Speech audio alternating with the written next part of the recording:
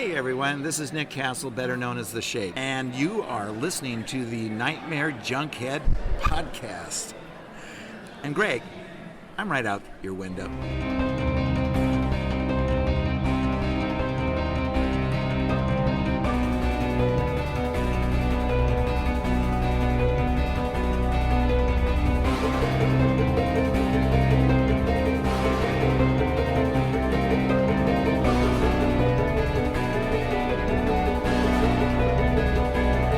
Weaving in and out of your consciousness like a bad dream you can't wake from, this is the Nightmare Junkhead Podcast, a horror podcast that doesn't always drink beer, but when we do, we drink Moosehead. My name is Greg D. I'm Genius McGee. And on today's episode, we're delving even deeper into the mouth of March Madness as we welcome the Classic Horrors Club and the Cadavercast as they help us break down the surviving horror classics from our 1981 bracket. And you don't have to be hospitalized to listen into our show. Simply search for Nightmare Junkhead wherever podcasts are played, hit subscribe, and when we drop our latest episode, it will download directly to your listening device of choice. All up in your long sleeve velour polo hole. Of course, if you happen to be out on social media, you can find us on Twitter at Nightmare Junk and on Facebook at Nightmare Junkhead. And of course, it is on the Book of Face where we have an events tab, which again leads to shenanigans and cyber shenanigans. And as this episode is releasing on Friday, March 9th, let's just say this. We don't know what the fuck is going on. We know we're going to be doing something for a Friday Night Fright. Uh-huh. We know there are going to be plenty of genre options at Screenland. But right now, we're focused on the madness. We are recording so far in advance, we just know, look at the events tab, you'll find out what's going on. But more importantly, there on all social media, we have our bracket, because without the bracket, how are you going to play along? You cannot play along. And trust me, at this point, I'm sure there are plenty of people out there that are screaming at us for what happened in the first round of 1981. Oh, yeah. They don't want to join us anymore. No, they do not. But as we go into the round of the Scream 16, we do change things a bit because, you know what? In the first round, all the blame is on us. Oh, yeah. Oh, yeah. Now we need more scapegoats. We need more scapegoats. No, don't get mad at us. Send them hate mail. And as we go into the round of the Scream 16 and Hateful 8, we do like to bring in some of our favorite people from some of our favorite podcasts. And I'm not going to lie, last year, Genius, Into the Mouth of March Madness was wonderful. Mm-hmm. Everything played great. There was something missing. Something just felt a little off. Something was missing. Well, thankfully, I realized we are totally course correcting here because if we are in the 70s or early 80s, I'm thinking classy. I'm thinking classic. And thankfully, to bring us some normalcy back into the madness, please welcome back to Nightmare Junkhead and Into the Mouth of March Madness from the Classics Horror Clubs podcast, Jeff Owens and Rich Chamberlain. Hey guys, you misspoke just a bit. Two words are very similar, but I think I heard classy in there. Classic, I'll take. I'm not so sure about the classy. Yeah, we don't do classy much. Our classy's a little Our is Cronenberg classy. Well, that's why we like to invite people to class the joint up a little bit, even if it is classic or classy. Mm-hmm. But before we truly start classing things up, tell our listeners where can they find you all out on social media? Please plug and promote away.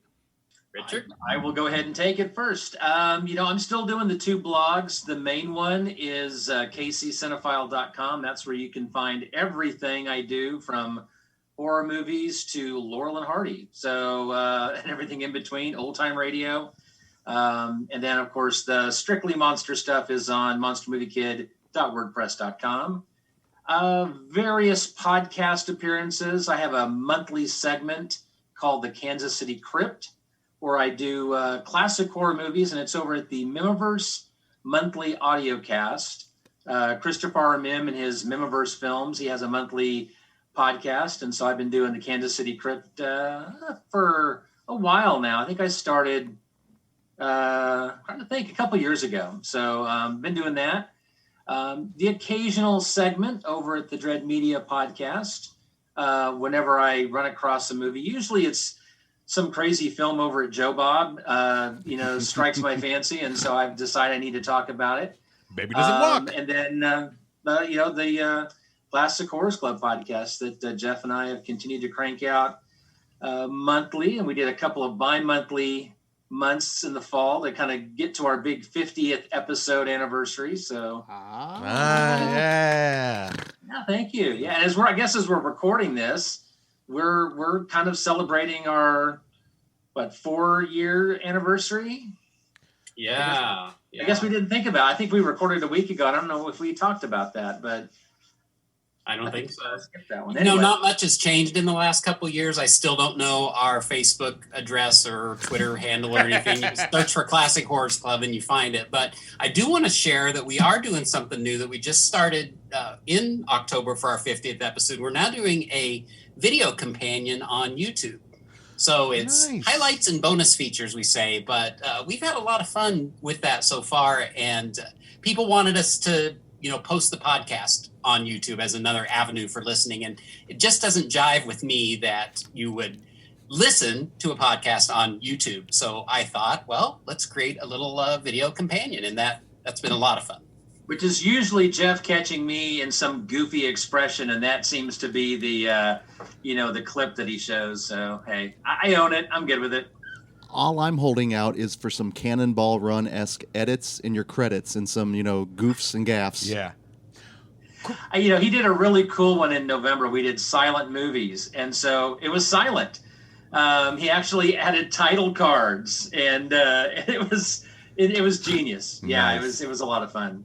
Quick question. I know you guys deal more with the classic horror movies, but is there something recently that you both have seen that you're like, okay, that probably will go down as a classic?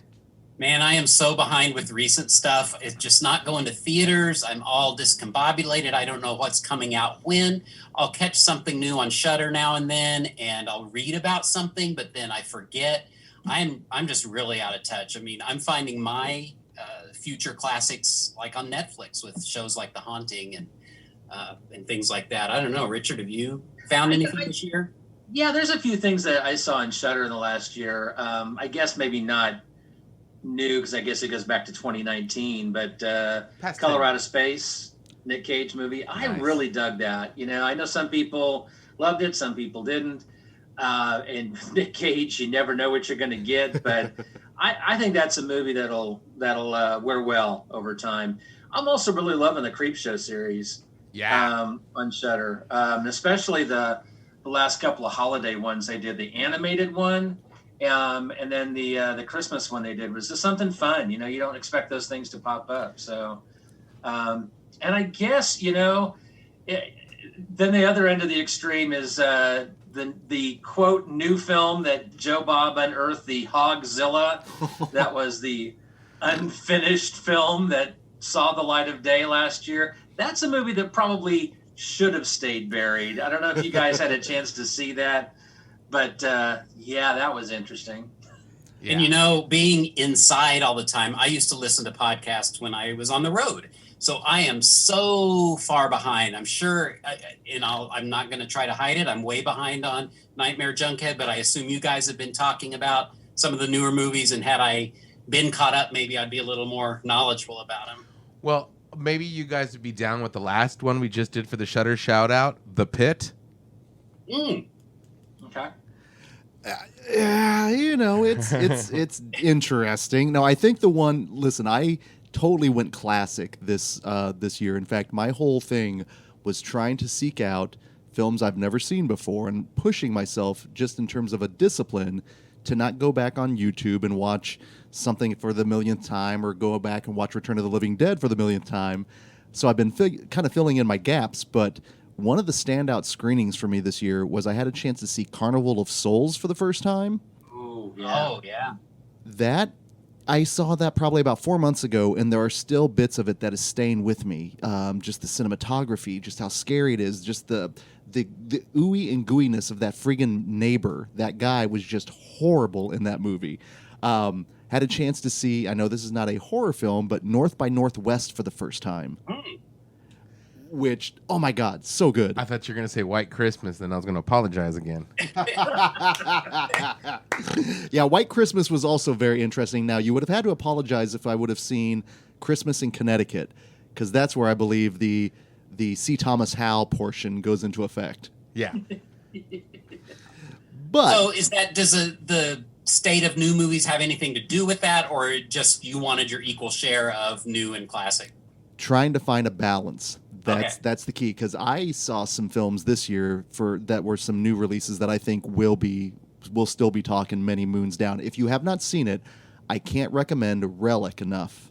Okay. Bring Kleenex. Yes. Bring a lot of Kleenex. Context for your tears. Yeah. I bawled so hard at that movie, and even like when doing the best of 2020s list, I went back and watched a lot of the movies except Relic, because I was like, I know that's just gonna fuck me up. So no, I can't recommend that movie high enough. So yeah, it's What are your guys' thoughts on Grizzly 2 finally seeing the light of day? I'm excited. I'm down for a good bad movie. I want to see, because the first Grizzly was fun as fuck, and like, so let's see what they do with part 2, the Grizzlier. You know, I think we live in an amazing age when movies like that not only are unearthed, but are going to get this like deluxe Blu-ray treatment where you're going to get some like extra features. People are paying money for this. It's incredible. What's that movie we saw with Buck Flowers and League of Their Own? Not Deadly Games, Savage Games. Savage Games. Well, it's a Vinegar Syndrome title, so that might tell you everything you need to know. It does. But no, thankfully, not only have we seen a number of classic flicks, but here in the year of 1981, we saw some amazing movies. In fact, that we've even, put in through Patreon and what have you. But only 4 have survived at this point, and only 2 can go forward to the next round. And that's where we all come into play here. And I'm anxious to hear your all's thoughts, especially the fact that we've got an alumni here, technically, in their first little matchup here. And the first one we're going to go into is Halloween 2 going up against An American Werewolf in London. Jeff, Rich, which one of these do we talk about first?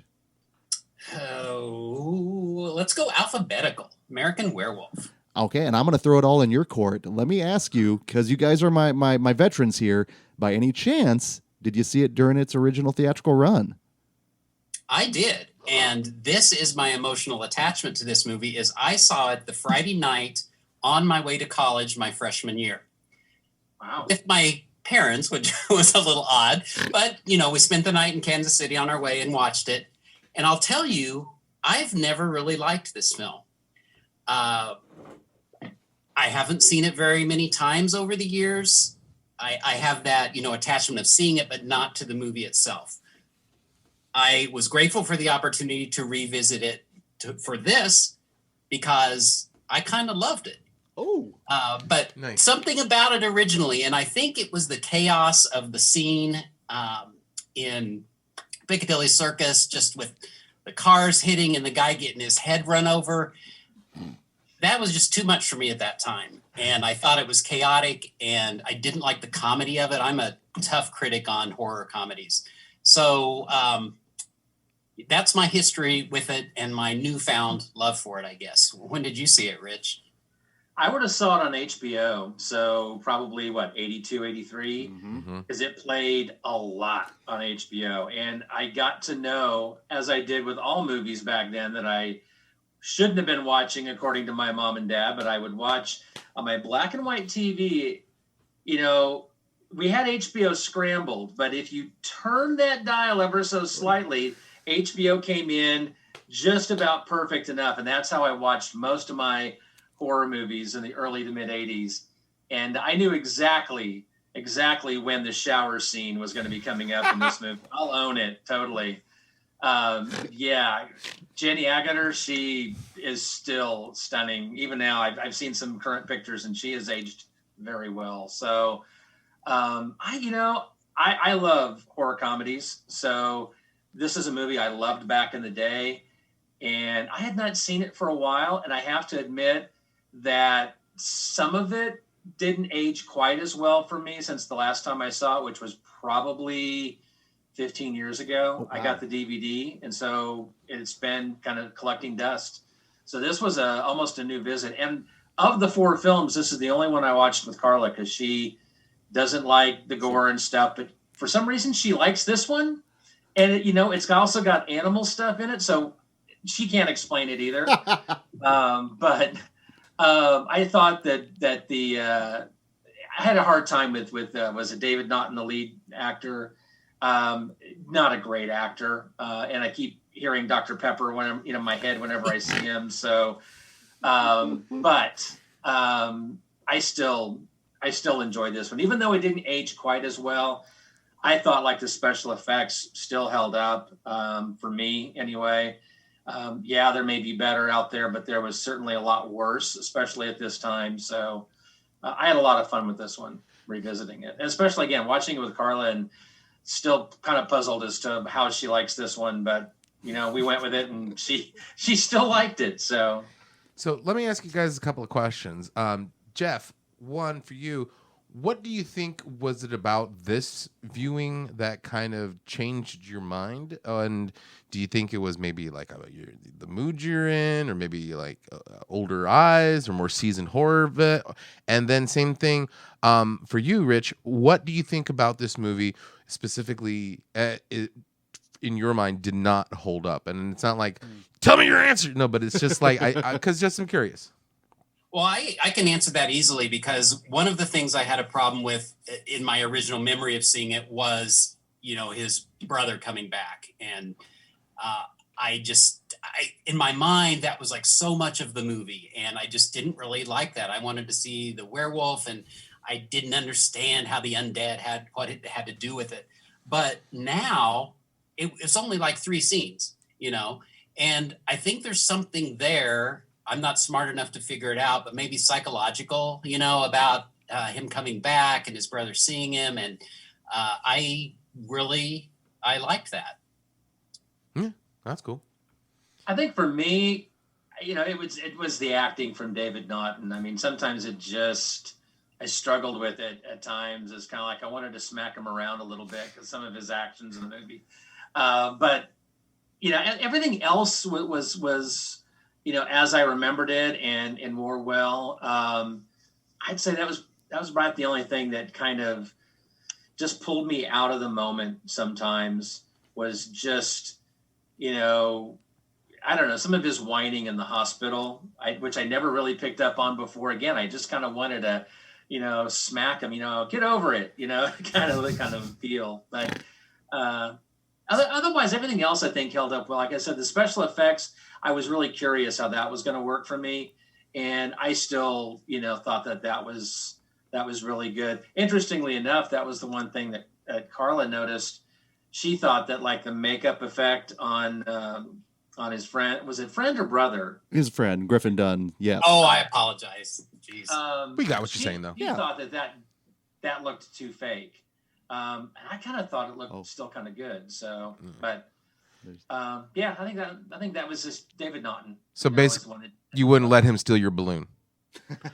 No, I would not.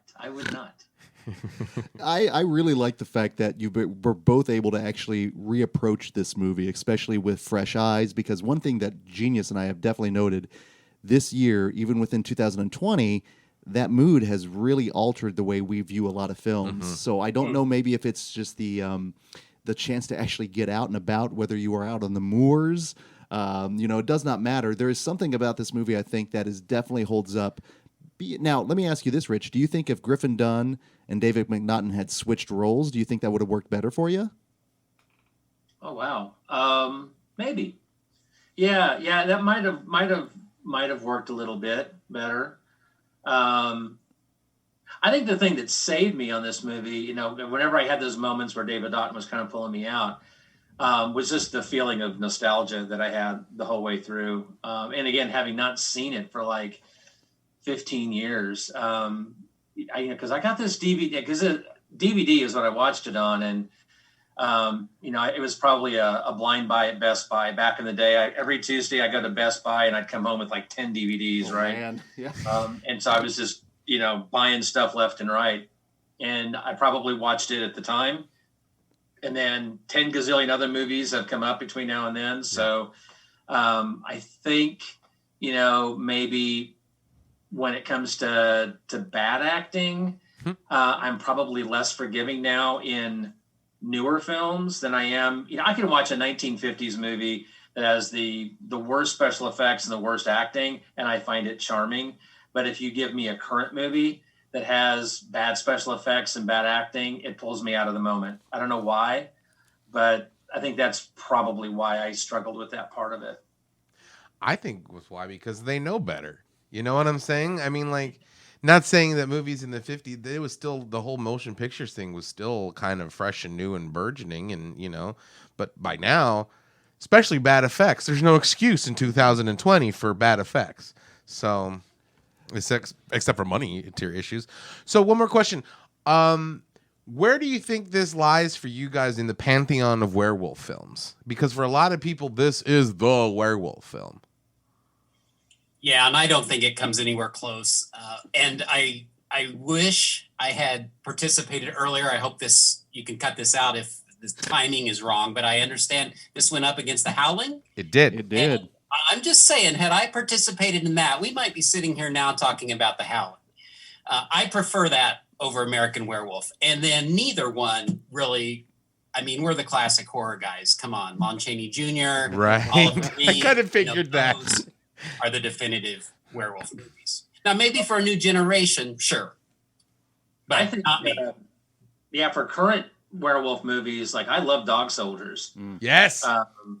So I would have to say, Dog Soldiers would win out as far as, more recent werewolf films. The Howling, gosh, it has been so long since I've seen The Howling, but I remember loving it.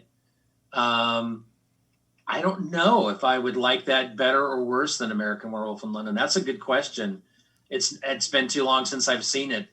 At one time, I knew that I would have said American Werewolf, but Howling might win out too. Now I don't know for sure. If it makes you feel any better, it was like 51-49 when it came to Howling versus American Oh, Werewolf. good. That's solid. Well, and also the fact that it was actually Genius's first time watching The Howling. Yeah. Oh, So Which made it even better. No, I agree. I think American Werewolf in London, it definitely balances a lot of the comedy, the horror, the pure drama, a little bit of a character piece. And the werewolf transformation still fucking holds up. I agree. I agree.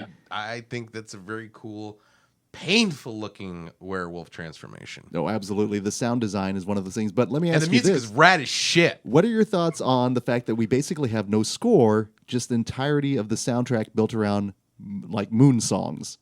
I like that. I mean, that contributes to the comedy of it. And I don't miss it not having a score. In fact, now that you mentioned that, I don't think I realized it didn't. I mean, I know it had the songs, obviously. Yeah, I'm not sure that I even really picked up either that it didn't have a score, but the songs were so iconic and such a part of it, so that when I hear those songs, I often think back to the movie. I immediately think of the transformation sequence. So it didn't impact me either. I don't think it maybe even enhanced it a little bit. Well, and the reason I mention that is because the next film we're going to be looking at here, Halloween 2, is built all around the score and the theme. So they're very contrasting. So final thoughts, Jeff Rich, on American Werewolf in London before we head on over to Haddonfield. One other thing I want to quick comment on, I think what affected my first viewing is I was a big Fangoria reader at the time, and all the articles about it had come out. I knew about the dream within a dream sequence, which to this day just doesn't even really surprise me. I don't know. I don't think it's scary at all. I never jump.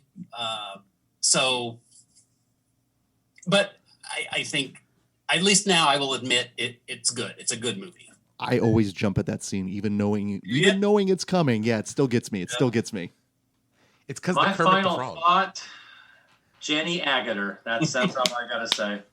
Yes, she is That is showing your work, ladies and gentlemen, right there. nurse treat. Well, let's go ahead and get you all logged in and checked in here to Haddonfield Hospital. Amazing Grace. You were very monumental in helping the original Halloween go all the way and win our 2018 Into the Mouth of March Madness tournament. And here we have, just a few years later, the sequel, which I'm curious to get your thoughts on. So, Jeff, Rich, what do you guys think of Halloween 2? Rich, you want to go first this time? Yeah, because I know you're gonna be singing some praises here of Halloween. Oh, you might be surprised. Really? Oh, okay. For me, first time, viewing of Halloween 2 would again probably been on HBO. back in the 80s. You know, I was kind of slow coming to the Michael Myers, you know, love fest, because I loved Halloween 3. Obviously, that has nothing to do with Michael Myers. But then it wasn't until probably about 10 years ago that I saw Halloween 4, 5, 6, and the rest of the Halloween films. So, you know, Halloween 2, I've enjoyed it, but it's always been problematic for me because I kind of think reality, and I'm like, why is there not a damn person watching the babies in the hospital? You know, I mean, the nurses leave and those poor babies are left by themselves. It's dark. You've got one security guard for the entire, you know, and Barney Fife would have done better than that guy. You've got, I don't know. It's just, there's just no, I mean, I'm thinking, okay, Haddonfield it was a small town, but it didn't seem like it was a hamlet of 20 people. It seemed like it was at least a moderately sized community. So it should have had a bigger hospital or at least a little more activity going on in it. That's always been the thing that just kind of pulled me out of the moment. And of course, I know that Jamie Lee Curtis was wearing a wig. And I'd never really noticed how bad the wig looked, but when they're pulling her out on the gurney and her hair is just kind of scattered every which way. Now I know she's barely survived, you know, an attack, but they did something wrong with that scene. She looks better in the hospital scenes, but that one, it stood out to me. It made me laugh. But it's a movie that just, it's a roller coaster ride because I'll like one scene because I love Donald Pleasance. You know, he's just batshit crazy at times in this movie. Mm-hmm. I loved the connectivity with the first movie. You know, I mean, it really does pick up. You've got the sheriff, you know, comes back. You've got her friend makes a brief cameo on the gurney, dead, but you know, there's a connection there that I appreciate. It's for me, it's a pretty big step down from the first movie. I know that John Carpenter didn't care for this, and back over the years, he's had some pretty harsh words towards it. So, but I don't think it's as bad as some people claim it is. I enjoyed it. It was first time revisiting it in quite a while, but I enjoyed it, but it's got some problems along the way, but it's not consistently bad. It's just a roller coaster. You know, it kind of goes up and down, and I still worried about those poor babies. I don't know what was going on with those. Somebody think of the children. Well, Rich, there were people. I thought about that because that's a common complaint. There were plenty of people there to staff that small town hospital in the middle of the night. They all got killed. I mean, they had more nurses there than they needed just so they could kill them all. Hell, a couple of nurses got away to go do some hanky-panky. That's right. That's true. So I love this movie. And I saw this later that fall in college, in Columbia, Missouri. So I have that, you know, connection. I like it. I love the connection. I actually am the one that likes the plot. I like knowing, Laurie is his sister, spoiler alert. But this time I watched, and that is really forced.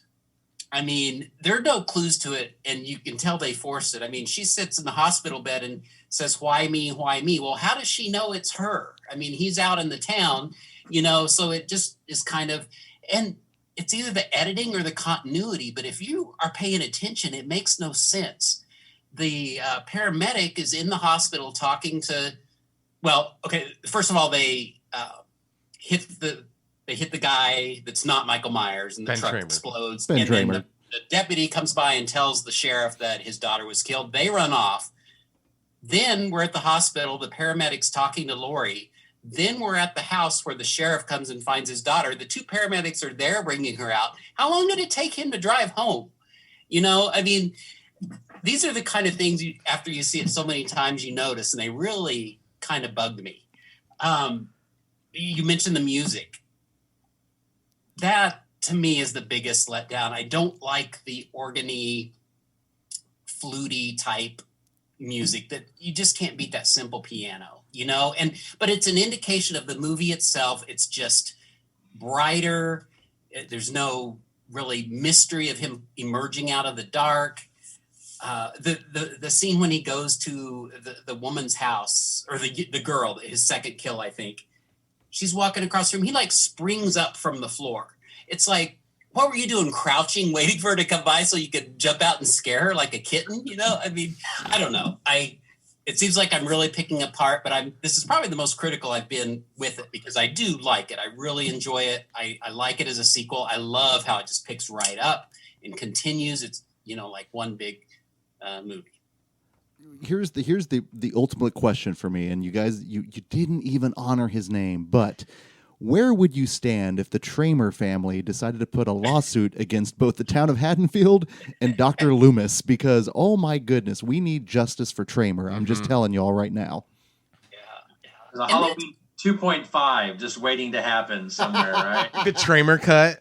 Like because it's a whole nother horror movie. It becomes the Tramer family and the Loomis family from Amity Island, and like all these other families where the sheriffs, where the law has done terrible things, and they just do one giant lawsuit. Here's a question I asked after watching it this time: what happened to the kids from the first movie?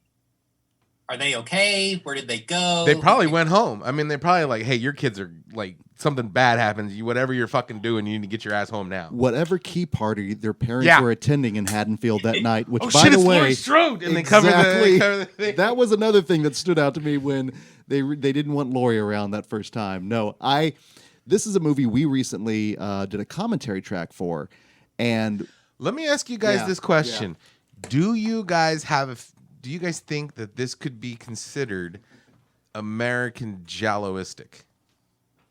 Due to the lighting, although we do know who the killer is, just some of the deep reds that you see in this, some of the shots, because to me it's visually significantly different than part one.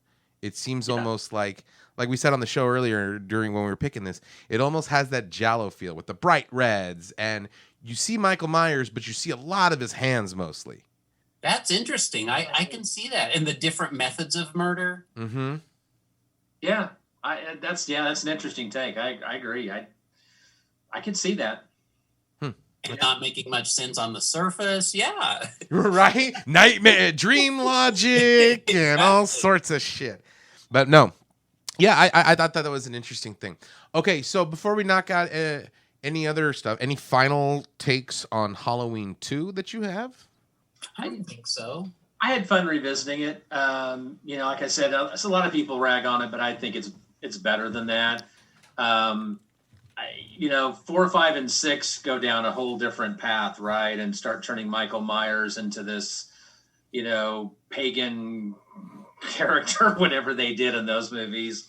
And then, I vaguely remember the abomination of Halloween Resurrection. And I will say this is infinitely better than Zombies Halloween 2, which I despise that movie. I liked what Zombie did with the first Halloween. And then the second one, he got way too much carte blanche, and I hated the unicorn, and Loomis was an asshole and tries to redeem himself, and there's Spirit Michael at the end. And so, yeah, this is leaps and bounds better than some of the other Halloween films that were to follow. So, well, as it stands, one more question. Oh, yes. Would you want to stay at Haddonfield Hospital? No. Hell no.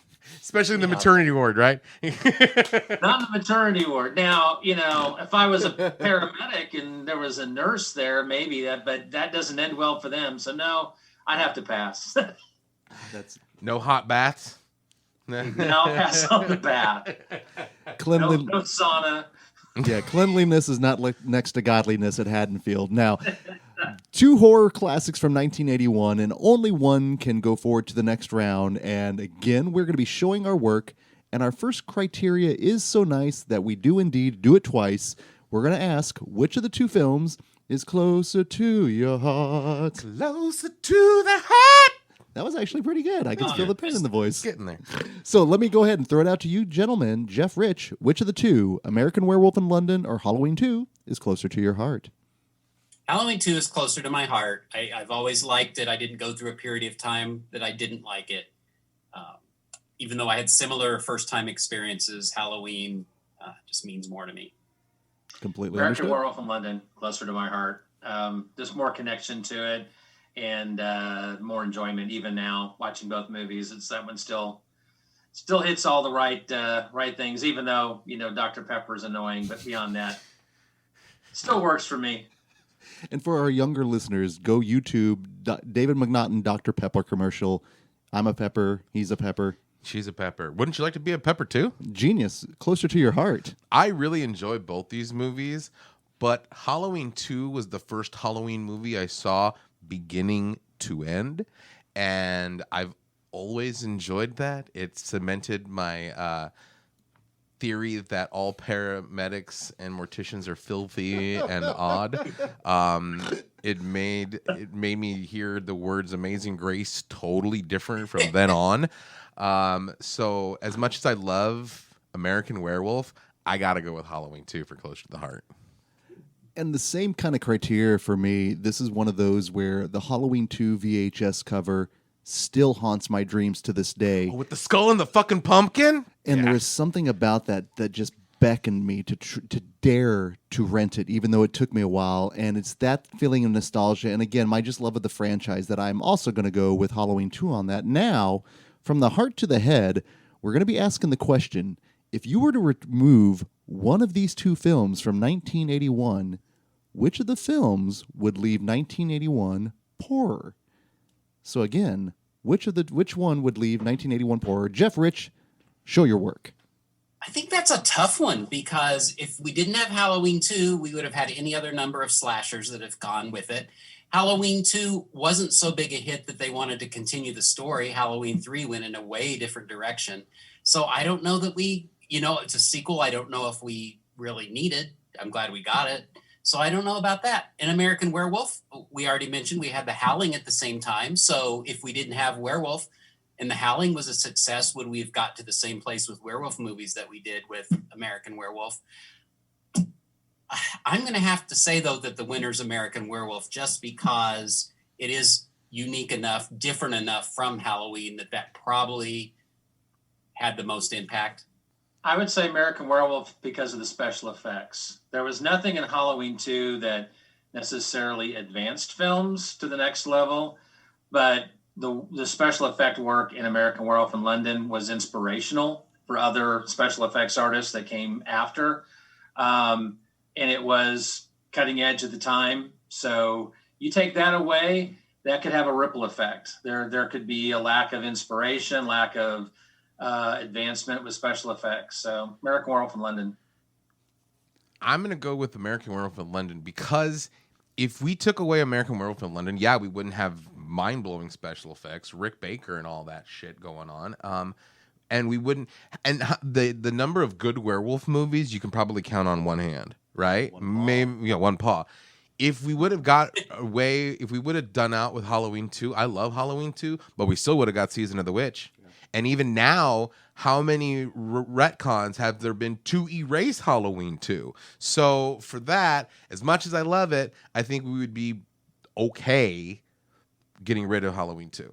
So I'm going to go American Werewolf. My answer also is going to be American Werewolf in London, but I'm going to piggyback off something you said, Rich, the ripple effect, that without American Werewolf, we wouldn't have Chainsaw and Dave from summer school writing their essay all about the wonderful effects of one Rick Baker, who indeed won an Academy Award, and by a count of 6-3. But then again, if we didn't have American Werewolf in London, we wouldn't have American Werewolf in Paris, and I think we would still be okay. Oh, wow. I might have to take my vote back now. But clawing its way into the round of the Hateful Eight, an American Werewolf in London, moving on. Now, this leads us to our last two films here in the round of the Scream 16, and we've got two wildly so different. We have the Canadian classic, My Bloody Valentine, going up against the Italian classic, The Beyond. Jeff, Rich, which of these two do we delve into first? Go, Rich. Let's do My Bloody Valentine. On a cold February morning. I'll start it off. For me, I never even heard of this movie until about 10 years ago.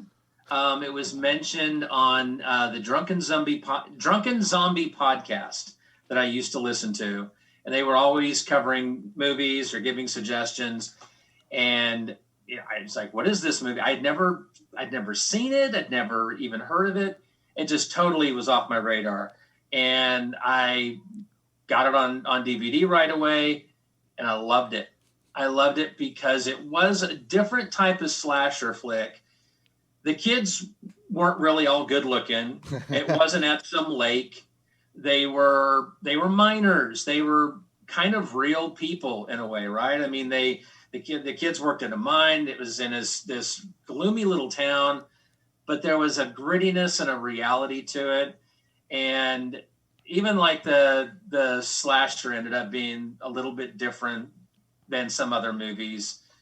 And then you had the awesome theme song at the end, which just totally works. I don't know, this movie, every time I revisit it, it just holds up every single time. This one had been probably maybe 3 or 4 years since I'd seen it last. And I loved it still. So this is a movie that from first viewing, it clicked with me. Absolutely. And it just, I don't know if there's anything, sure, there's some cheesy things about it, as in all slasher flicks, but I don't know, just the grittiness and the grime of the mine and the town. And I don't even think you see any sunshine except maybe the one scene by the lake or the whatever, that even then that's marginal. And the rest of the time it's just cloudy and gloomy, and you just get a feeling of it's cold. And, I don't know. I loved it.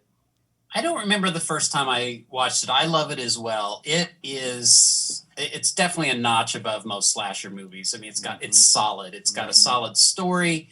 The kid coming back, his father owns the mine. He was a failure out in California. His girl's gone to someone else now. It just is really solid. It's my fondness for it goes beyond that. I don't know if you guys remember when Screenland was at the Crossroads, and Tim had one of his midnight things, and we did the double feature of My Bloody Valentine and its remake, and I dressed as the miner and came in and with the pickaxe and everything. And so, I mean, I've always loved it. It's the first thing I ever wrote for Downright Creepy was a comparison of the original and the remake. Wow. So I've seen it many, many times. I enjoy it every time. And I don't know that I can justify it. I just love it. I really need pictures of you dressed up as Harry Warden, Jeff. Yeah. Oh my goodness. I am so jealous. We could recreate it. Valentine's Day's coming up. They're going to be selling all the hearts and candy and shit. That's right. Well, I do remember Screenland back in those days at Crossland, because you used to have to show up really early to get like one of the front row couches. And I used to get up there about an hour early for about anything. So I totally get it. No, by any chance, Rich, you mentioned you watched this on DVD, but Scream Factory put out a fantastic Blu-ray last year that restored a lot of the original excised gore in the movie, and it's a totally different movie. Oh, it's gory as shit with the gore added in there. It is significantly meaner, but it's still charming as shit. Oh, it's the charm for me that works. Now, I'm curious, Rich, have you seen the remake of this then, since I know, Jeff, you have? I did. I saw the remake, and I loved it as well. I mean, different movie. Not as good as the original, simply because I don't recognize any of the actors in the first one. Whereas with the second movie, Jensen Ackles, immediately supernatural, But I love him as an actor, but it pulls me out of the moment a little bit. And I think when Kevin Tighe played the miner, yes, the owner of the mine, I think, again, somebody that I know very well. So that kind of pulls me out. But I did really enjoy it. And in fact, that's one of the very few movies I've seen in 3D. I'm not a big 3D fan when they were doing that, but that movie really worked as 3D. I mean, when the pickaxe, was coming at you, that worked. And And you've made me want to seek out the Blu-ray of the original, because my DVD died on me. It actually crapped out years ago, and so to revisit this was Amazon Prime watching for me. So that just gives me reason to add it to the list. It's well worth it, and Yeah. this is one of those that I also stumbled upon within probably the last 5 years or so. And technically, it was in our underseen slasher bracket, so it's appropriate when you guys mentioned, like Rich, took you a while to get to it. But Jeff, I'm so glad that this is one of those that's very near and dear to your heart, so to speak. Heart. But for me, it is the fact that everyone involved, like Hollis and Howard and Pam, or I should say, a Canadian Pam from The Office there, Jenna, I believe is her name. They're just, all of them are just so charming and just not what you would expect. And like you said, Rich, total opposite in that remake, because it's so chaste in the first one. But in the remake, I mean, there's that full-on sex scene. There's just so much. And I think I'm getting older because I was like, oh, Lord, what is happening here? Clutching your pearls and shit. It was horrible. My delicate sensibilities, heaven. This isn't your pappy's my blood Valentine. But what also sticks out for me, though, is the pure Canadianness of the fact that they are cooking TV dinners on the engine blocks in that junkyard. Yes. They break out the harmonicas. Big old pots of hot dogs, Boiled hot dogs. Right? There's just something with the charm of the movie. Just I'm Surrey. I'm so damn Surrey. It's very Canadian, but this is one of those that I absolutely adore. Because they felt real. Yeah. Nobody really felt like fodder. Because if you have sexy teens going to a camp, they're all just going to like fuck around and get killed. And okay, cool. But like you said, this is their home. This is their job. They're not breaking any rules. There's no Crazy Ralph saying, don't go there. There's a death curse. There's a Crazy Ralph saying, don't have the party. Yeah. But at the same time, that's extremely different from like, I don't have to go to camp, but I have to go to work. So like, that makes it a little bit more real. And the fact that you said these aren't like Hollywood A-list looking celebrities, the fact that they are like, the one does look like Gene Shalit, and one does look like Harry Reams, and one does look like, so it makes it a little bit. Oh, I think the Harry Reams got Richard. It made it feel more authentic, and the fact that now I'm not putting the extra scenes into my thing, but if you see it with the extra scenes in it, it is so much more violent and gory. And the people who you want to get comeuppance get comeuppance. Like, oh, concerned, I'll teach them for laughing at me. I'm going to make this mannequin pick, So, yeah. Oh, my goodness. That particular death, when you see the extended footage of it, it's fucking gnarly. It's great. It's great. Oh, my goodness. I remember hearing about that, and for a long time, I think that footage was lost. So that's kind of cool that they rediscovered that. That's cool. And they've cleaned it up as best they can, so you can always tell that the grade is a little bit subpar, but to me, that kind of adds to the charm. What movie was that where they did the same thing? Pray for Death. Pray for Death. Pray for Death. A little Shokazuki ninja film that did the same thing, that actually is more of a hard R horror film than an actual ninja flick. Ninja slasher. So final thoughts on My Bloody Valentine before we head overseas? I think one other thing that's a little different, if you think about it, technically the leads are a couple of old men, the mayor and the sheriff. I mean, they're the one that know the history. We don't have this whole thing of people, doubting, and it's like real. And I think that's kind of unique in slasher films. The Ballad of Harry Warden is real, and we should all adhere to it. Speaking of the Ballad of Harry Warden, let me get something off my chest with this one. As cool as the Ballad of Harry Warden is, it is no way, shape, or form better than the Madman song. Absolutely not. That is my hill, and I'm dying on and sticking on it. I like that song. The Ballad of Harry Warden is dope, but if we were going on bracket just by music alone, Madman 100% all the way. That has stuck in your craw for many a week, my friend. So let's go ahead, and technically we're not going over to Italy. We're just heading, in this case, down south to New Orleans. With Lucio Fulci's The Beyond. So Jeff, Rich, what was your experience or background with this little Italian nasty masterpiece? Absolutely nothing. I've seen it before, but there's no attachment, no story of seeing it the first time. I'm sure I just finally watched it on video one day after hearing about it for many years. I like it. It's different. It's a dream come to life. It's I don't. Well, maybe this lack of being able to talk, although that happens to me a lot, is indicative of what can you say about the beyond. That's why we're laughing, because we have those same kind of reactions trying to explain a Fulci film, trying to explain something from Italy. Oh, you're going to be doing a dance, my friend.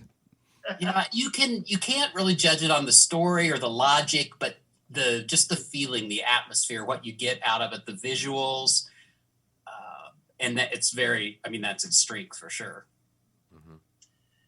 For me, I was aware of the movie. Now, this is part of a trilogy, right? So Gates of Hell, I saw way back in the day. I want to say again, I think it was on HBO or one of the movie channels. And what drew me into that first one was Christopher George, because I loved him in the Rat Patrol. So I was like, oh, Christopher George, I got to see this. And I was never aware that there were two other films until many, many years later. And early last year, I rewatched, because all three of these are on Shudder.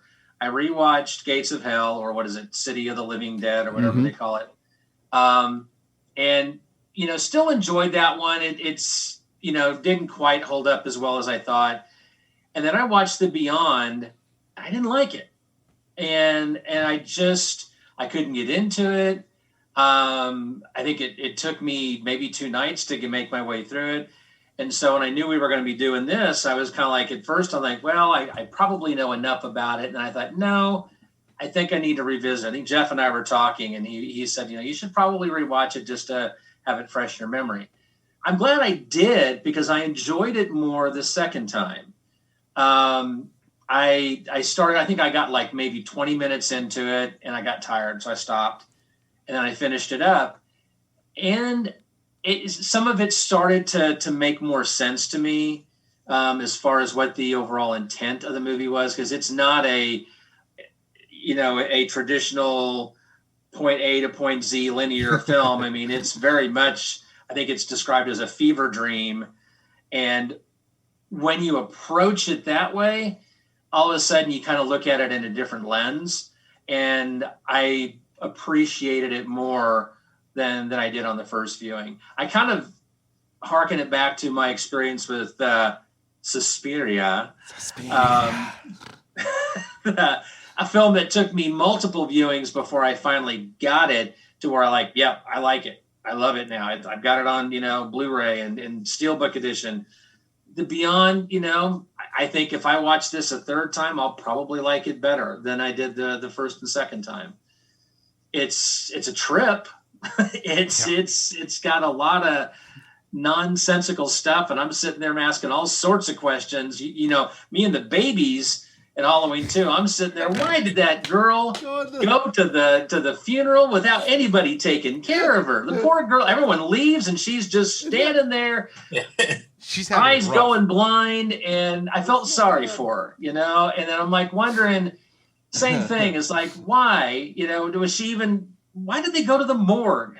Why did the wife sit there, dead bodies all around her, and she decides, I'm going to strip my dead husband naked and put his funeral suit on him? So many questions. I don't even know if we need answers to them, but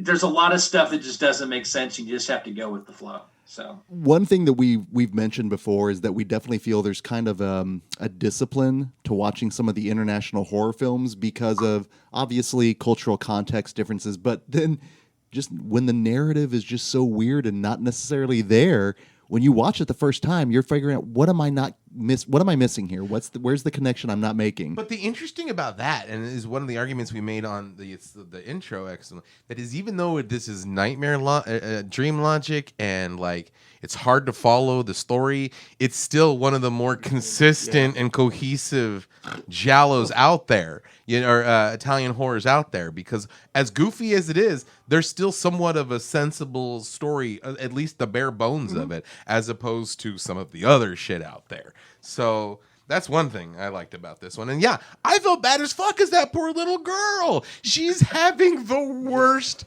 time. I mean, both of her parents, one of her parents got killed by an undead monster, and the man left him for dead in the middle of brown water.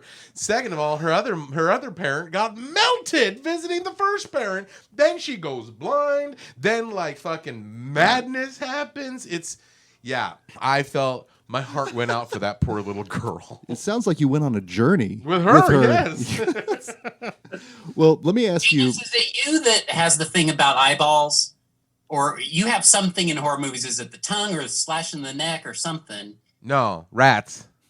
Oh, okay. Well, no, sorry. I'm fine with people But getting if you've stuck with the got eyeball. an issue with eyeballs, you're not going to make it through the Beyond. You Or can't watch any anything Italian. movie, Yeah. especially folksy ones. Well, and then we heard back at last year's Panic Fest when Patty Murphy and Joe Lynch were talking about when you go full chi, you just go Full chi. full chi.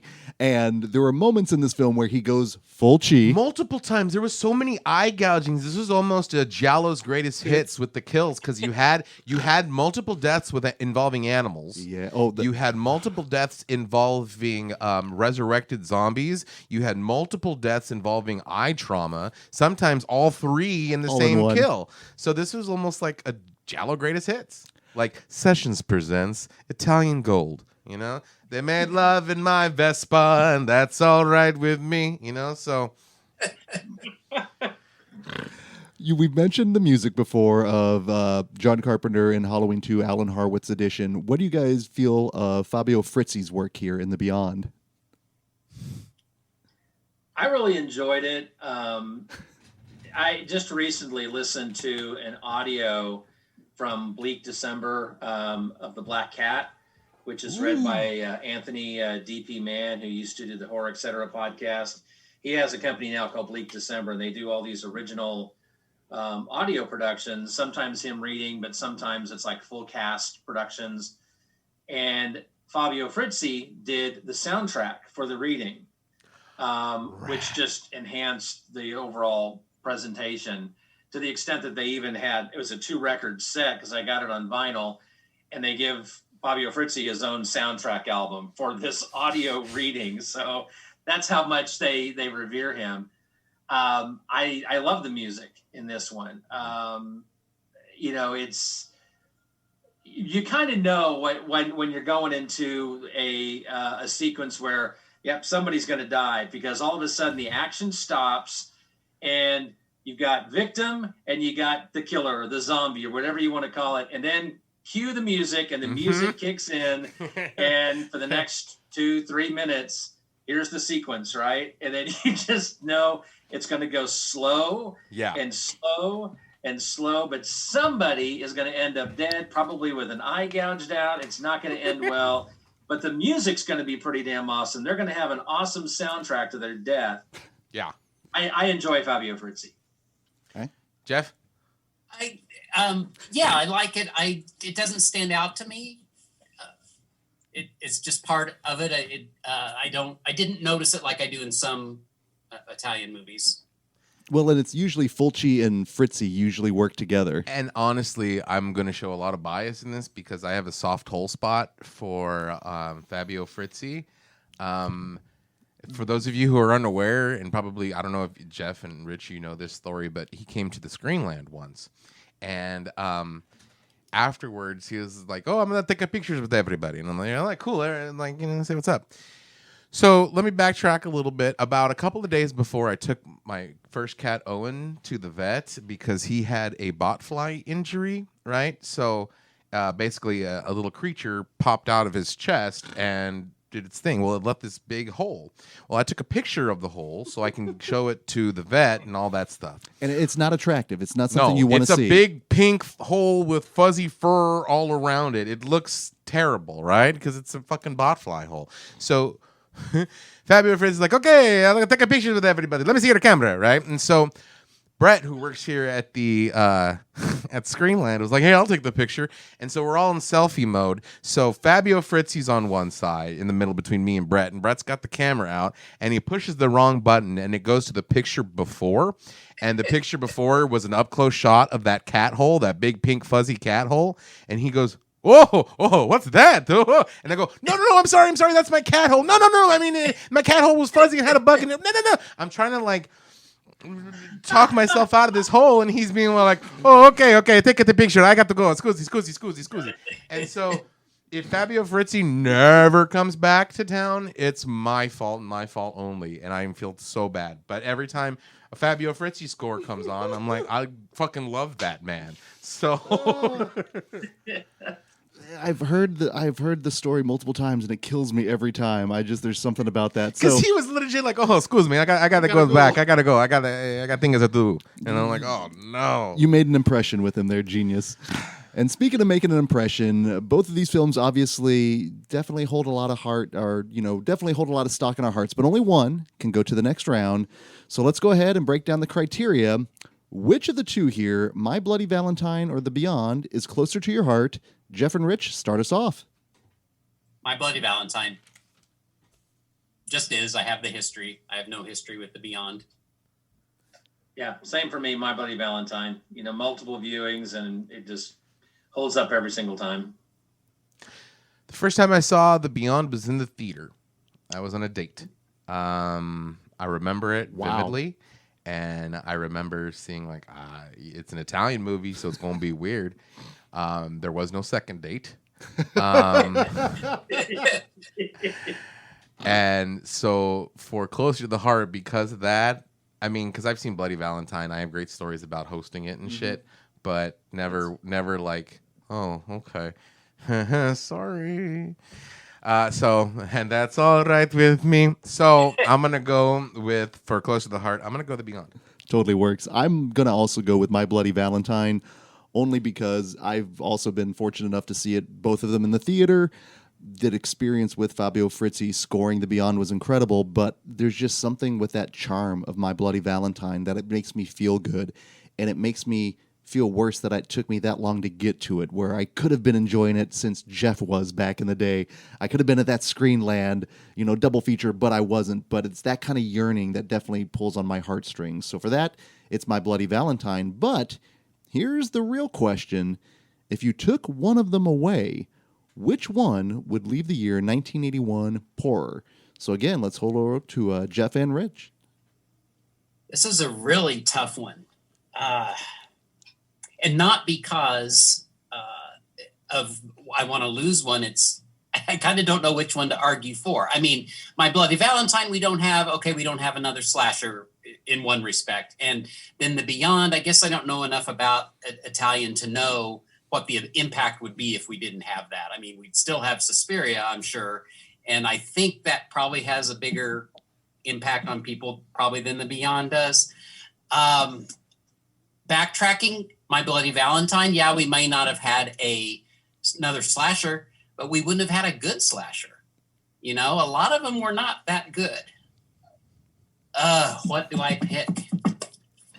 I'm going to go with My Bloody Valentine. Heart's going to win over head. Rich, what say you, good sir? I'm going to go with My Bloody Valentine. Here's my reasoning why, because I did a little research into The Beyond because I wanted to know more about this movie. And this movie didn't even get released in the States until 1983. And it got released as Seven Doors of Death. Mm-hmm. And it was hacked all to shreds, no Fabio Frizzi soundtrack. And it didn't get restored with the original soundtrack and footage until I think, 98, when Quentin Tarantino put forth an effort to restore it, because this was one of his favorite films.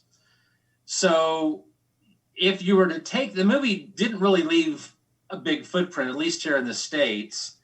House by the Cemetery actually got released, I think, in the States before this one got released, because it was made in the same year.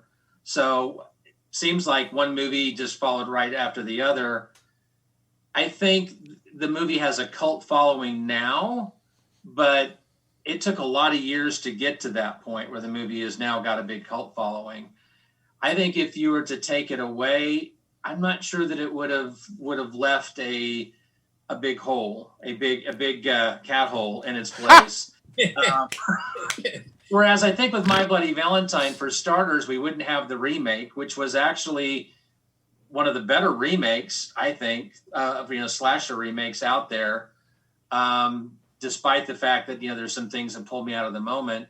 As Jeff said, we wouldn't have a good slasher flick, which there are some that are just greatly forgettable. This one is one that's one of the best, in my opinion, or at least of the ones I've seen. So, My Bloody Valentine. All right. Genius. I am going to echo Jeff on this one. What do you choose? Because on one hand, you have a movie that is basically a greatest hits tape of all the other Italian movies. And then on the other side of it, you have one of the most underseen, smart slashers there is.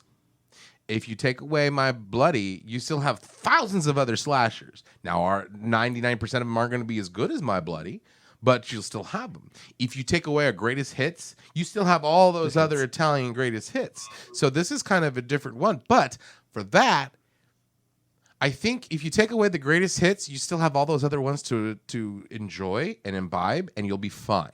If you take away My Bloody, you take away a prime example of what a slasher can do. A prime example of something against the argument that, slasher is just horny teens in the woods and there's no substance and there's no nothing and there's no heart. And they're like, but here's My Bloody. So here with the heart it's a heart in a box. So I think for my vote for this one, I got to go My Bloody. You all have made some very compelling arguments here, and I'm also going to go ahead and go with My Bloody Valentine, only because the fact that, yes, there are a lot of slashers out there, and if you remove it, you still have all those slashers. However, what I love with it is it's technically one of those Canadian tax shelter films, and it's early on with those Canadian tax shelter films, so the success of this and all the stuff with Cronenberg, that led to things like Hello, Mary Lou, Prom Night 2, Wolf Cop, Turbo Kid, and we continue to see all those Connexploitation films, and that's what I love, is the fact that it's very much that, and I need more of that. And, oh my goodness, by account of, holy smokes, Harry Warden obliterated that old hotel owner there, and My Bloody Valentine is heading into the round of the Hateful Eight, which means in the round of the Hateful Eight, we have An American Werewolf in London against My Bloody Valentine. Oh, shit. That's a good fight. That's not too bad. That's a good fight. Bad. And we would not have gotten there was it not for the experiences of Jeff and Rich. Thank you guys so much for coming back on and joining us and engaging in the madness again. Well, thank you for having us. This is always a lot of fun. Love being on here. This is it takes us out of our comfort zone a little bit. We dabble in the 70s and 80s, but it's always kind of fun to really do a deep dive into them. Well, as always, we appreciate it. And I'm glad also that you were able to revisit a couple of these films, and they did have some good experiences for you. And Jeff, we're still waiting on that picture. So I'll find it. If you ever find it, let us know. Well, we're going to take... thanks again, guys. I look forward to this almost every year. Shots fired, shit. Well, enjoy it now because it's the last, dude. No, I'm just kidding. No. Not exactly welcoming ourselves back, huh? No, honestly, it's really good to have you guys back. I mean, it really is. It's not the madness without you guys, but we're going to take a quick break, and when we come back, we're going to be joined by the folks from the Cadavercast to see London or Canada, which is going to move into the round of the Frightful Four for 1981. We'll find out in just a few minutes. Those who remained were never the same. You could see the fear in their eyes. Once every year, as the 14th draws near, there's a hush all over the town.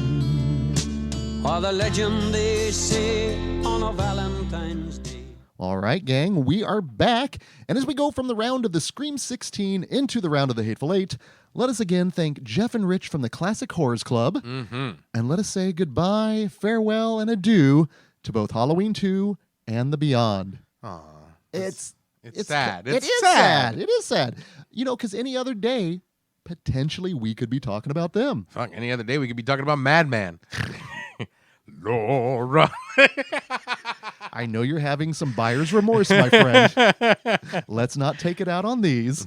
But here in the round of the Hateful Eight, we are going to decide. We're basically seeing who is going to go forward and represent 1981 in the round of the Frightful Four. And in doing so, we are closing a window for one podcast, but yet we're opening it for another one. And in fact, this particular podcast is no stranger to Into the Mouth of March Madness. Friend of the show. Absolutely a friend of the show. And you can hear our next guest as part of one of my favorite shows that I will always say is equal parts sinister and equal parts sweet. Please welcome back to Nightmare Junket and from the Into the Mouth of March Madness from the Cadavercast, Jeff Burnham. Hey, what's up, guys? What's Thank you for happening, my opening the friend? window. Oh, yeah. You know, we're known for creeping into windows, so Same. what we do best. Same. Yeah. We creep into windows and unlock doors. And Are you one of the night slashers from Cobra, Genius? What's happening here? better than the night slasher from the Cecil. So, like, Well, where can people slide into your possible DMs there or the window on social media, Jeff?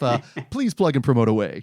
Oh yeah, so Cadavercast is all over the place. I mean, we're on Twitter, cadaver_cast, Facebook, we're on there, and whatever, Instagram, we do that too. But the show's on SoundCloud and Apple Podcasts and all that business. So we're out there, and it's hosted by my 9-year-old son, who's now editing the show. So that's a huge step. How has that been for you, especially maybe taking a load off on that side potentially?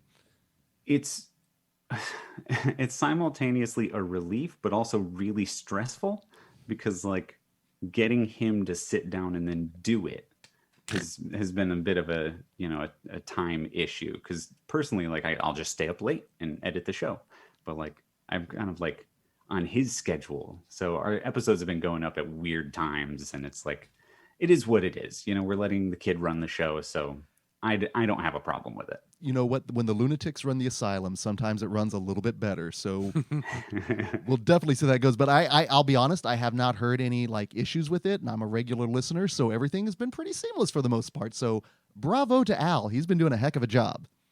Yeah, I do really very little to it now. The last episode, I think I cut out 2 little gaps, and I just add the music on, and that was it. Nice work, man. It's kind of listen again. It's fascinating to actually hear him grow up in these episodes throughout the variety that you guys have produced, and just being a lover of podcasts, and especially the ones where you kind of feel like you're not necessarily involved in the conversation, but I feel like I'm part of the family with you guys, and to literally. And also then to see him getting older as well, when we started this off, off mic, it's kind of incredible. And like I said, I just cannot wait for him to get older and then look back on these with I can imagine it's just going to be such fond memories of be the coolest kid in school. Absolutely. Because already Al is the shit. Al is dope. It's a good thing he's not here. Don't need to feed that ego. Well, speaking of feeding here, we have 2 films that we need to definitely dig into. And of all the films in 1981, I really had a feeling that one of these would make it to this round. But the other one we're talking about, I didn't think maybe it would get out of the first round potentially. Yeah, I knew one of them was going to go really, really far. But I didn't expect it to go all the way. I expected other one to go all the way. I did as well, which leads us to talking about An American Werewolf in London going up against My Bloody Valentine. Which of the 2 shall we go ahead and start talking first? Jeff, I'm going to leave that one up to you. Oh, man. I mean, let's go with American Werewolf, I guess. It's alphabetically first, so that adds up. I like that. That's true. Now, let me ask, and it's something we always we inquire on. By any chance, do you remember your initial interaction with this film? What is your relationship with John Landis's An American Werewolf in London? It's one that my mom would talk a lot about, right, before I would see it, because my mom, big horror, like, I wouldn't say, is buff the right word? I don't know. She just watches a ton of them. You know what I mean? Like, can't get enough horror movies. So I grew up with her as a horror hound and always talking about this stuff. And I just, like, it was this legendary thing. Like, I couldn't wait to see it, right? And I don't remember exactly how old I was when I saw it, but when I did, I was like, wow, like it lived up to the hype. Like that transformation it's still staggering. So it was a thing that was built up, and when people build things up for years, it usually can't live up to it, but this one does. So, and what I loved about the rewatch, and it actually hits me every time, is the family moment when they're watching the Muppet Show, and then the Nazi werewolves show up. yeah, It always shocks me, but always makes me go, oh, I just kind of want to watch the Muppet movies again, or the Muppet Show. And that's, I think, the beauty of that film is how it just weaves the comedy and the horror and just all of those things so well together. And the Muppets. And the Muppets. And the Muppets. Now, how long has it been? A while since you've watched this one by any chance? Is this one that's like on your rotation at all?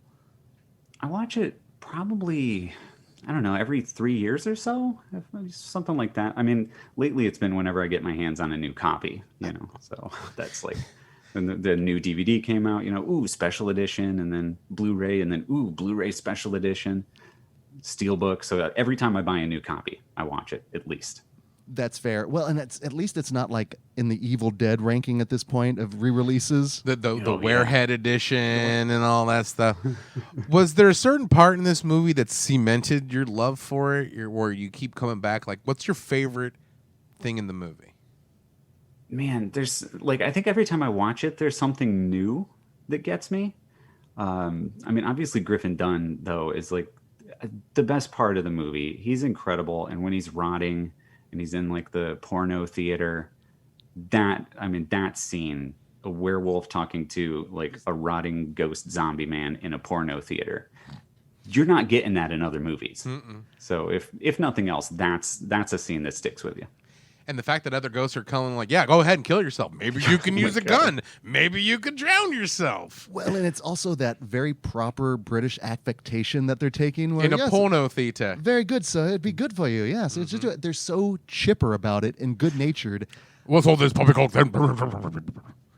Well, that was probably one of my first introductions to like what is maybe supposedly like British society or the stiff upper lip, where I realized that there's definitely a difference in terms of how they're talking, what they're doing, and also, let's not lie, it's the introduction of one Jenny Agutter back in the day, and even now, exactly. And we're not creepy too much here on the show, but it's like that was a transformative experience as well, not only from Werewolf, but the medical system in Britain. I don't know if necessarily a nurse lets you go home with her like every time. I like that universal health care. Sign me up. God save the Queen. It stuck out to me this time where I was like, wow, that was pretty quick. There's the Florence Nightingale syndrome and what have you, and maybe that's what Landis was going for with this. But watching it this time, that's the one thing that really stuck out to me versus every other time I've watched it going, wow, this is maybe a road trip is in line there, Genius. The nerds go to England. Dun dun dun dun dun dun dun dun dun. Next thing you know, you see us being chased by like bobbies, and then the guy in a gorilla suit, and do do do do do do do do do. But you'd have to throw a werewolf in there as well. Right. Instead of the gorilla suit, it's a werewolf. There we go. Big Ben. Parliament. Oh! You're just hitting me on the back of the head like that. I'm running away. So, what was your experience like revisiting it again here for Into the Mouth of March Madness? Man, it's like, I have things I could tell you off mic that changed my experience of it for sure. But it's the stories, not for the recording. Of course. Right. It's, little things like Rick Mail popping up is a surprise, like that's a delight. Little comedy bits like a naked American man, stole my balloons or whatever. So many little bits are just to bring me so much joy, and to watch it, like going into it when you think it's like a horror movie and then you sit down and it's so damn funny, it's the pinnacle of horror comedies. I think like it's one that's hard to top. And I think people have been trying, and they just add more and more gore, and that's cool too, But like, it's big movie even still for a reason. And if we weren't talking about it today, I would have been stunned. Like if you told me that it was any other movie than this movie, I'd have been like, what were you guys doing in the earlier rounds? How did that happen? Like it had to be here. We strayed from the road and went into the moors, my friend. Exactly. Yes. We went to the severed lamb. The slaughtered lamb. Slaughtered lamb. Severed lamb. So- Why am I thinking severed heads? There is one of my favorite podcasts, the We Hate Movies podcast. They introduced a concept and a term called the werewolf bar. And it's basically what the slaughtered lamb is, where you're going to probably have the wood walls. Mm-hmm. You're going to have probably some old trophies that taxidermy. a dartboard, definitely. Yeah. And always a bunch of locals. Stains everywhere on the wall. Oh, some very mystery stains and some very prominent proud stains that dictated something crazy happened there. But then, of course, you're always going to have your loony locals that are going to give you the stare down. And I don't know, like Silver Bullet actually kind of had this one as well, kind of a werewolf bar with Lawrence Tierney. Mm-hmm. With And the Peacekeeper. Yeah. Yeah. Have you all stumbled upon any kind of a werewolf bar before? And if so, how did you get away from it? I have. I walked into this place, and I'm going to get fucking real regional here. It's Bill 32's West. Okay? Now, my first inclination was the fact that it was a werewolf bar, which I should have saw the warning signs. I didn't see it until later. There's their Confederate flag flying proudly above it. Now, this, mind you, was in my hardcore drinking days. So maybe 13. That's possibly. fair. That's fair. 2013. Wait. Oh God, I thought. Not you when were... I was 13. No. Wow. No. I started young, and I'm only 16. This is like hard living right here. No, Genius, you can't talk to my son anymore. right? I'm a bad influence. Come on, Al, take a sip of this. Like the werewolf put some hair on your chest, right? But like, I walked in and I was like, I just want a beer. You know, I was randomly driving around. I'm like, see what this place was. The kind where you walk in and the music stops and everybody looks at you and you sit down and like, here's your beer. And then you're like, I think I'm going to go now. I think I'm going to leave because everybody is looking at me the entire time. Now I'm not worried about werewolves. I'm more worried about rednecks. So like I need to skedaddle from here post haste.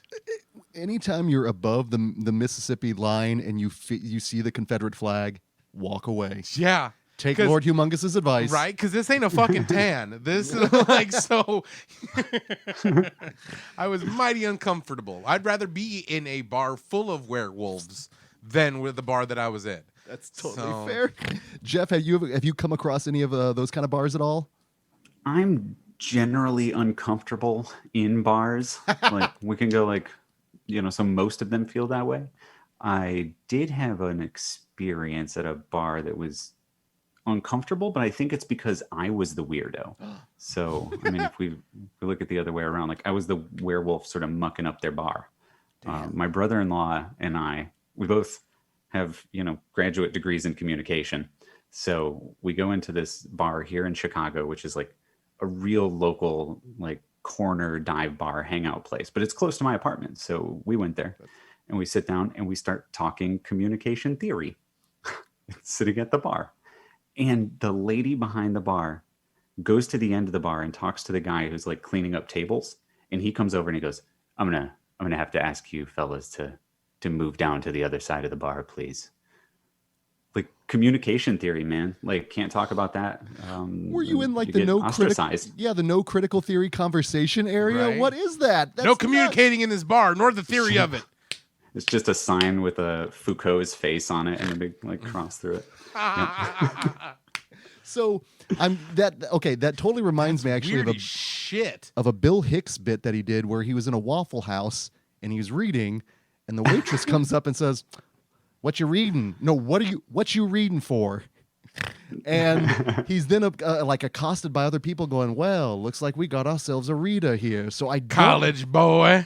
I don't know if you were offending them somehow, Jeff, or you and your friend, but my God, that's very interesting. I've never heard anybody being kicked out for talking about communication theory. Now, maybe evolution theory, yeah, depending on if you're at Bill's 32, But like at the same time, It's not like you. Oh, we can't have that talk like talking about philosophers and shit. We can't have that Socrates talking here. You know, get out. That is At odd. the same time, though, if I walk into a room and I hear the word hegemony within 2 seconds of being in that room, I'm out the door. You know, like even still. That's completely understood. Yeah, that's oh my god. So there's now I'm starting to think about all that stuff. It's flooding the memories back. I just watched Abel Ferrara's The Addiction. Oh my god, I love that movie. First time watch, and I didn't realize how steeped in philosophy it really was. Yeah. And it was really poking at some stuff that's like, oh yeah, I remember reading that. I don't know if I understood it or interpreted it correctly, but I was reading it. But it really kind of stirred some fire in me to kind of go and revisit a lot of that and to look back at Socrates and see if we can corrupt the youth and all that kind of good stuff. I'm down. Well, you mentioned Rick Mayall in the bar, which was a big surprise for me as well because Did you see it? I didn't see it. They played Drop Dead Fred here at Screenland this last weekend. Ooh. I haven't seen it. Fucking love that movie. I know. But I did throw in some young ones for the pre-show for Drop Dead Fred. So, you know, making sure all the Rick Mayall friends are the fans. Going back to the Muppets theories, would those two old men in the porno theater be the equivalent of Waldorf and Statler? Common. Maybe you should kill yourself. Oh! You know? Honestly, I could totally see that. Honestly, you could actually really make a great like recreation of American Werewolf in London with Muppets. Where you But could then have the Muppet Show an actual real person show. I would. Oh yes. And so then how everything else is Muppets except the Muppets. Well, then now I'm actually kind of petrified at the thought of Nazi werewolf puppets or Muppets. I don't know. What is the difference between a puppet and a Muppet? M. Okay, that's fair. There's a couple letters, yeah. I didn't know if there was a philosophical difference between them potentially, or something to stir the fire. Puppets are just regular puppets, but the Muppets, that's like of the Muppets, you know? So a Muppet is a puppet with personality? Exactly, and personality goes a long way. Absolutely. Okay. Mm-hmm. Totally. We're going a long way here. We're going off into the moors and off the main road here. Werewolves. Well, we talked Piccadilly Circus. The Piccadilly. Okay. That's another scene that really stood out to me this time, especially for you, Genius, is the chaos in that Piccadilly circus scene, which, and let me throw this out to you. How long has it been since any of you have watched The Blues Brothers by any chance? Oh, many, many years at this point. And, given the Chicago setting, of course, and everything, I'm sure that's probably... And Nazis. Yeah, the Nazis. That's true. Illinois werewolf Nazis. There we go. Hate them. Absolutely hate them. Oh, my God. See, this is where you could do some really weird, like, John Landis cross, like, cinematic universe Nazi aspects. werewolf in Chicago. Yeah. Ba-ba-ba-bum, ba-bum-bum. Ba-ba-ba-bum, bum-bum-bum. I'd kind of watch it maybe. Mm-hmm. And if you actually then cross that over into Queens with a little Coming to America, if you have Prince Hakeem battling a werewolf, I'm kind of down. I don't know. No? Sexual chocolate versus the werewolf. Oh, hells yeah. Hells That yeah. werewolf's good. You must be crazy. No, and I know John Landis is also very much a controversial figure, depending on where you stand on the whole Twilight Zone thing, which is one of the things why I think sometimes An American Werewolf in London does have a little bit of, not controversy attached to it, but that was just a few years, because Twilight Zone was in 83. Yes. So this is just a few years. So he's actually still building a lot of goodwill at this point. And then, obviously with what happened, do you have any kind of, let me ask you, Jeff, and approaching any kind of a John Landis film at this point, do you have that kind of stigma with it when you go into one of his films at this point? It's something I definitely think about, but having grown up with his films and not really been aware of that, I can at least draw on those associations, I mean, I would say like I have more problems with like the sexual politics of the movies when I'm like actually watching them than I am like thinking about Twilight Zone, but the more I get kind of involved in the film industry, the more that's a thing that people talk about. And so the more that's on my mind. And yeah, it's kind of unavoidable. So that gets in the way. Yeah. And again, it's one of those things that not everyone has that baggage with it, because some people can totally separate it. But there are some people I know that will not watch any more of his films because of that. Yeah. To each their own. I know. I mean, Oh, I'm yeah. still gonna watch it. I mean, yeah, it's in the back of my mind, but like at the same time, I can separate art from artists. Yeah. Like I'll still watch Road Warrior. Question, Jeff. What in the pantheon of werewolf movies? Where does this one lie for you? Oh man, I should have thought about this in advance, huh? That's a toughie. It's a toughie. I mean, it's up there, but it doesn't do the things that I want from a werewolf movie by and large. I think like Silver Bullet came up. That's more like, the werewolf movie that I'm looking for. The werewolf killing the locals, and we got to figure out who the werewolf is. Hell yeah. Or like, yeah, that kind of stuff. That's more what I'm looking for. This is a very specific tone that you just don't get with other werewolf movies. Completely. I would even argue just the soundtrack itself being the fact that it's just nothing but moon-based songs. It's kind of rad. It's not, I'm not going to say ingenious, but it's just one of those, like you said, Jeff, it's an element that separates it from a lot of those other werewolf films that we see. And it's also like one of the only few werewolf comedies. Yeah.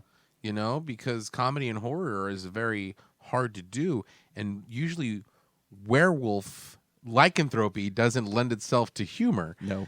But yet this one does. A lot of humor, actually. Full Moon High came out in 81 as well. Was that in 81? If I'm remembering correctly, yeah. Oh, man. It was, because obviously we had The Howling. We had Wolfen as well in 81. Yeah, because it was kind of a wealth of riches when it came to the lycanthropy's tales. I'm checking the IMDb on that one. That was Full Moon High. Yeah, please be right, Jeff. Come on. Hi, what do we got? 1981, Full Ding, Moon ding, ding, High. ding, ding, ding. Johnny, tell him what he's won. Oh, shit. You know who? Okay, Adam Arkin is in that. You know who else is in that? Ed Freakin' McMahon. And hi yes. That's kind of, I need to see that at Jeff, this point. You are correct, sir. Yes. So other thoughts on An American Werewolf in London before we head on up to Canada for a little My Bloody Valentine. I mean, it's a landmark for a reason. It's a movie that we look at as like paving the way for other movies. I mean, like when people talk about American Werewolf, they inevitably end up talking about The Thing, So like without this, we wouldn't have The Thing. And there's a lot to be thankful for there. Here's a quick question for both of you. What are your thoughts on An American Werewolf in Paris? Guest first. Guest first. I always had a big crush on Julie Delpy.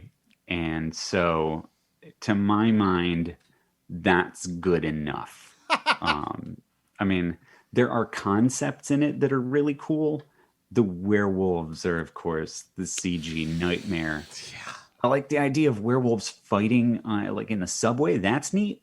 But, I mean, then you see them, and it's like, But if it wasn't from that very specific era, it might have been a cool thing. Like a thing that we'd remember and talk about fondly. But the CG, man, yeah. Parkour werewolves.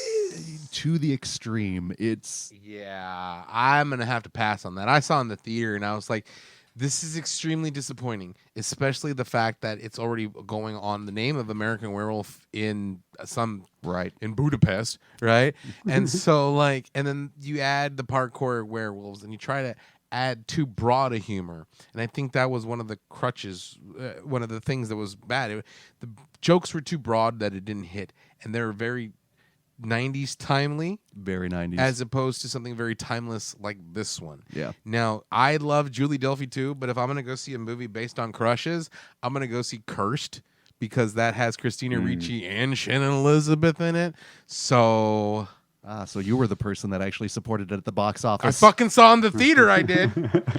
Yeah, I actually did see that one in the theater, American Werewolf in Paris, and it's the only time I've watched it. It was a little disappointing. And I will just leave it at that. Now, that being said, going to from London to Canada, we have My Bloody Valentine. Yeah, we're never Surrey about this. My Bloody Valentine, which has kind of, I would almost say, has seen a resurgence here as of late. Jeff, what is your thoughts on this Canadian cult classic? Man, so like when I first saw it, I was probably 14 or 15. There was like the video store where you could rent 5 movies for $5 for 5 days, right? Yes. Yep. So like that was my film education, was just renting everything. And it was in one of those batches, right? Like the one of 5 for 5 days. And I didn't like it because I was like, this is tame. Like, I don't like what's like, I didn't see the appeal of it. I'm like the setting's cool, but it's pretty tame when you're looking at slashers. But then when Mihalka discovered or like uncovered that footage in like 2007, he actually came to Chicago with it and was at a theater here and did a screening and was like there to present it. And it was like the first presentation of it. And he was like, this is going to be on the upcoming Blu-ray or whatever, and showed it. And I was like, what? Like, this is the movie I wanted. And so from that day, like my love of it's just grown. I watch it annually. It was one of the ones I was looking forward to doing an episode of Who the Al Is with Al, because Harry Warden's so like huge for me. And then the new Blu-ray's so killer because they like remastered all that footage. And man, yeah, I mean, it has the remake and a lot of people love it. Some people hate it. I'm sort of in the middle, I guess. But I went from really not liking it as a teenager to now I obsess over it. I have probably 3 or 4 shirts, right? Yeah. The obsession is understood. And I came to it kind of late in the game. It was just one of those slashers I knew of, but I'd never seen it. And I was lucky enough that my first time was actually able to see it with the footage included. So I saw just the severity of the gore and everything they were going for. Because it's an entirely different film with that gore added to it, because it just adds that level of meanness and also just the cool creative kills, especially the Canadian Crazy Ralph that keeps opening the door laughing. Oh, get them. When he gets dispatched, when the thing comes out of the eye, and then he's dragged. Yeah. We've been fortunate enough. We've hosted a couple screenings with the new footage, and a lot of people are seeing it for the first time. And those moments still get a reaction out of people, like a visceral, like, where you can feel it, like the reveal of the body in the dryer. The old lady. Yeah. And she wasn't even a mean old lady either. It'd be different if she was like the mean school marm. But she's like, I want to have a party and celebrate and have a good time. And like, next thing you know, she's in the fucking spin cycle. It's like, God damn, this is a mean movie. Yeah, I came into it late in the game too. I came to it maybe when I was about 20s or something, and I enjoyed it. And I was like, okay, it's cool. It's no like say Friday 13th or something, you know. But it wasn't until that gore cut, it wasn't until that extra gore was added where it was just like, this is an amazing fucking film.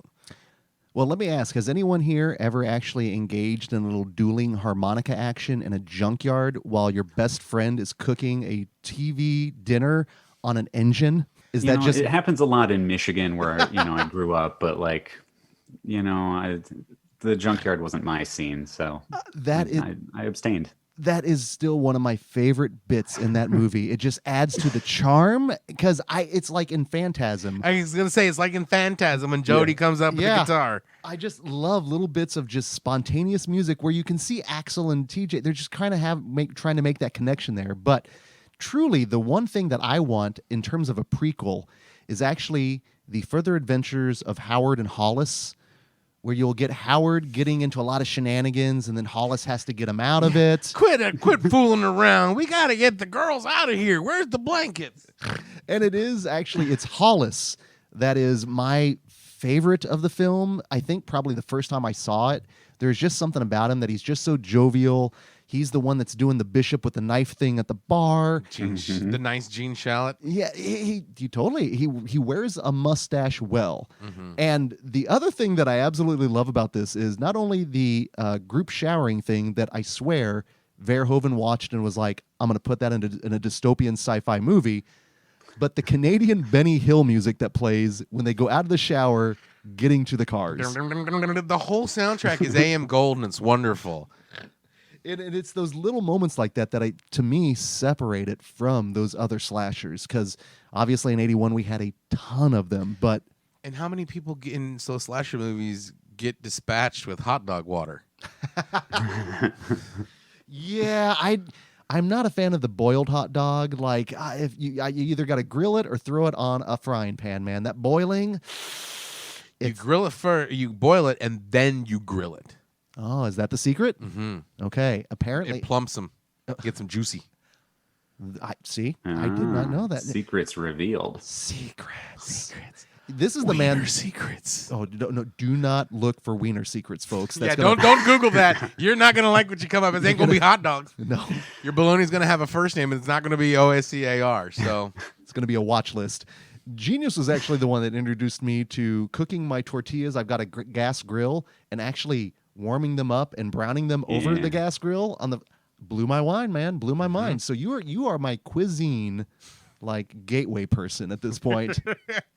Boil your hot dogs and then grill them, or even fry them, and then it's just because they've already plumped and they're already cooked, and they just cook even more and seal the juices in. Okay, question: Can you put a hot dog in an air fryer? Is that possible? Ooh. I mean, you could. I don't know if it would do anything. Yeah, probably mummify it. Worth eating. Well, you could do like in the movie and cook a heart too. This is true. It would probably end up looking like the lady in the dryer. Poor heart. Yeah, it's poor not. Old lady. Poor old lady. But it's just those little kind of moments though that really have always stood out to me, including the "I'm Surrey, I'm so damn Surrey." Yeah. I love that. I just absolutely love it. It's just so unapologetically Canadian. All the Moosehead. I feel like I've drank like a 6-pack of Moosehead by the time I get through the entirety of My Bloody Valentine. It's incredible. It's just so Canadian.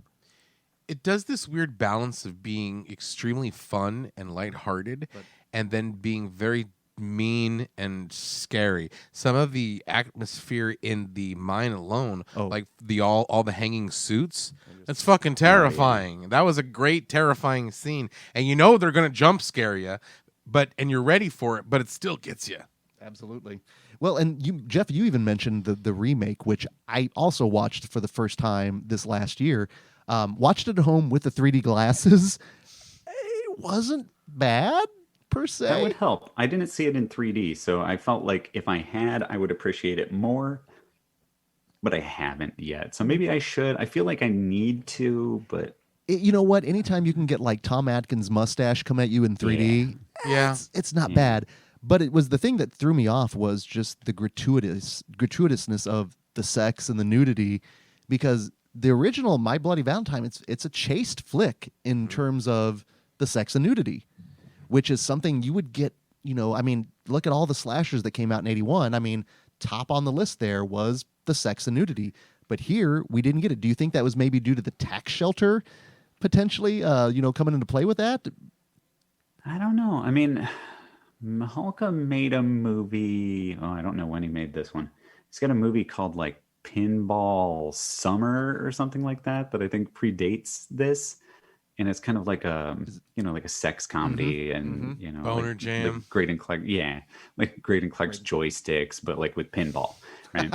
and I don't remember it like there's a lot of nudity in that, so like going into this, it does feel like if you're doing it there and not doing it here, why? And it really does seem purposeful, because he's spending so much time on the characters, and like that's the distinction between this and so many other slasher films is you care about the people. Yeah. And I mean, granted, you got the guy who's that's just snorting the drink and stuff, and he might annoy a lot of viewers, but like you get one of those guys in every gang, like they're always around. He's kind of the Canadian Shelley almost. Yeah, he is. It's Oh, not yeah. annoying. Not as annoying. No, yeah. Not as annoying. You're I not didn't gonna want to say see him F. that die Howard. that bad, you know. But I think, yeah, it's not gratuitous, and they do spend a lot of time with the characters, and I think it's also a fact that these aren't like horny teens going off into the woods. These are everyday working class people, and they're at their job, and they just want to have a nice Valentine's. There's no malice. There's no, hey, let's go around and fornicate and fuck. That happens down in the party, but it's a party. It's a party. So, but the fact that Harry Warden is like, they really have nowhere to go. It's not like they have a choice, because you don't have to go to Crystal Lake, but you have to go to the mine. Yeah. So, yeah. And plus, it's always fun that it's the town urban legend, the town dark secret. Yeah. There's that moment when the crazy Canadian Ralph is talking about Harry Warden. That Don't crack wise, boy. You weren't there. You don't know. But there's a moment when Harry is wandering, sneaking around the town, and there's this one shadow shot of him just and it's one of those things that if I ever like walked across and I saw, would terrify me, because the specter of someone creeping like that with a big old pickaxe. No, thank you. That's, walking away, getting out of the town, Yeah. Valentine Bluff. No, thank you. You talked about the fact that, how do you think Al would approach My Bloody Valentine, just given the specter of one Harry Warden? Is he familiar with the mining concept? Has he seen Zoolander? Let's ask that. Merman. No, we did our episode where I had him speculate on who he thought Harry Warden was, and he actually got pretty close, which is wild. Like he was pretty spot on in a number of places, but he's always Al's really all about the monsters being kind of sympathetic, so he likes the backstories of somebody did them wrong, somebody did some horrible thing to them. And so that's also, that is what happens to Harry Warden in the movie. He was done wrong. And so Al's instinct just kind of put him on the right track, I really can't wait for him to be able to see that. In fact, so many of those of the who the Al is, will you and can you do like update episodes eventually on that? Because that's what I want to know, especially if he can like listen to what he thought to what it is, and just to see how his mind is making those connections initially based on all the stuff that he's seen. I love that. I just love that. Yeah, that's a lot of fun. We did. The only one that I think we've done that with was Critters. But I think that was because we wanted to do a Who the Al Is of Critters, but I also felt he was ready to watch it. So I was like, all right, you do that episode, and then you can watch it, and then we'll do all the Critters movies on the show. So it was like, that was the deal. Perfect. Can't wait till Critters 2 then. I know. I can't wait for when Al watches Critters 2. Hey, little buddies, come gather round. Yeah, that's gonna be awesome. No, we did. I think the only one that we haven't done on the show is the Critters Attack. I think that's the only one we haven't done yet.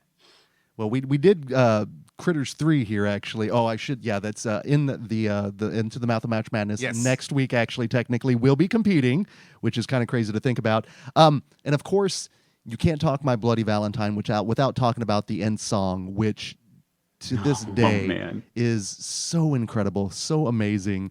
And always whenever we host it, it's like, stick around. Like, you want to listen and enjoy the song at the end. So is that one that's maybe on your Spotify playlist at all, Jeff? No, I don't have a Spotify playlist, but it would be. It would. That would be the kind of thing. But it's like, this would be something where if I got, like, when our roommates like, Jeff, we need to get a turntable, man. I'm like, all right, now I'm just going to spend so much money on horror movie soundtracks on vinyl. Oh. And like, that's one I would have to own, and like Halloween 3. So they're like movies that I'm like, already, like, you got, like, that would be right up there, top of the list. And I do believe Waxwork does actually have a nice My Bloody Valentine vinyl, which, if I remember right, Gary Pullen did the cover art. Oh, nice. Yes.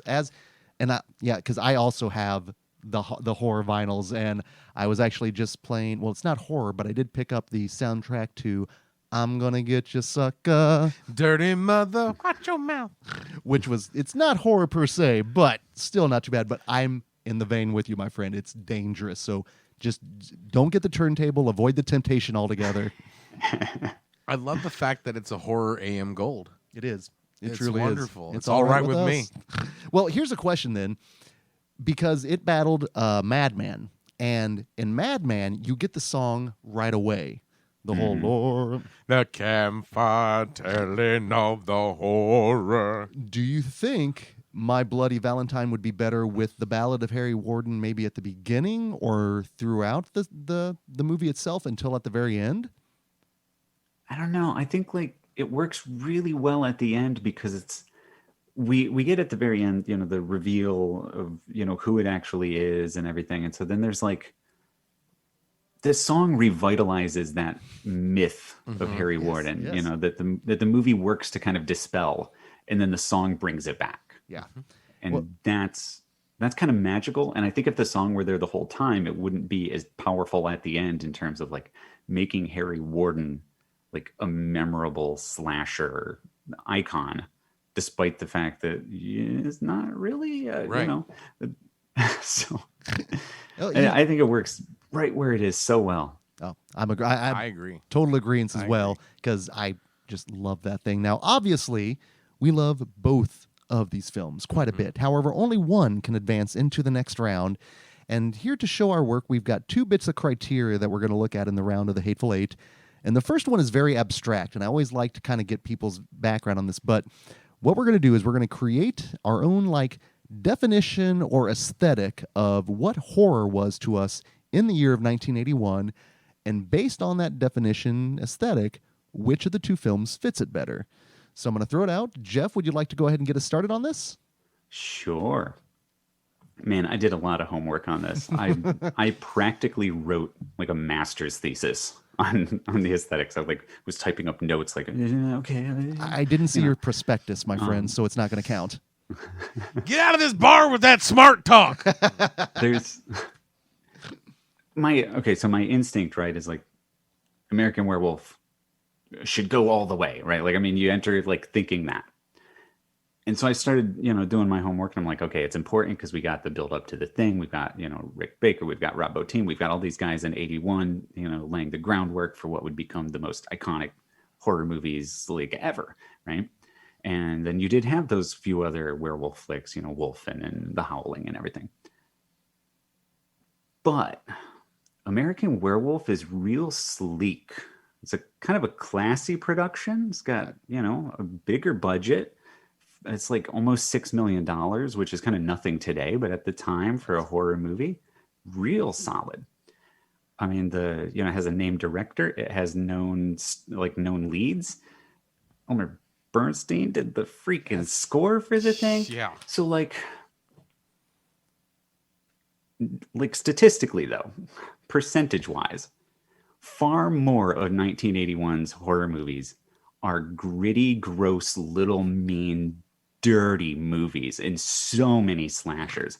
I started to make a list, right? And I had, Howling, Wolfen, running through a couple, but then I was like, oh man, the slashers we've got, you got The Burning, you've got little things like Final Exam, Halloween 2, obviously, Madman and The Prowler, and just so many. I think I ended up with a list of 20, and I was like, all right, I think I'm good there. I think I can stop with that. So I think to me the aesthetic is mean and dirty and low budget, and even going back to The Beyond, right? Fulci put out 3 freaking movies in 1981. Yeah. Crazy.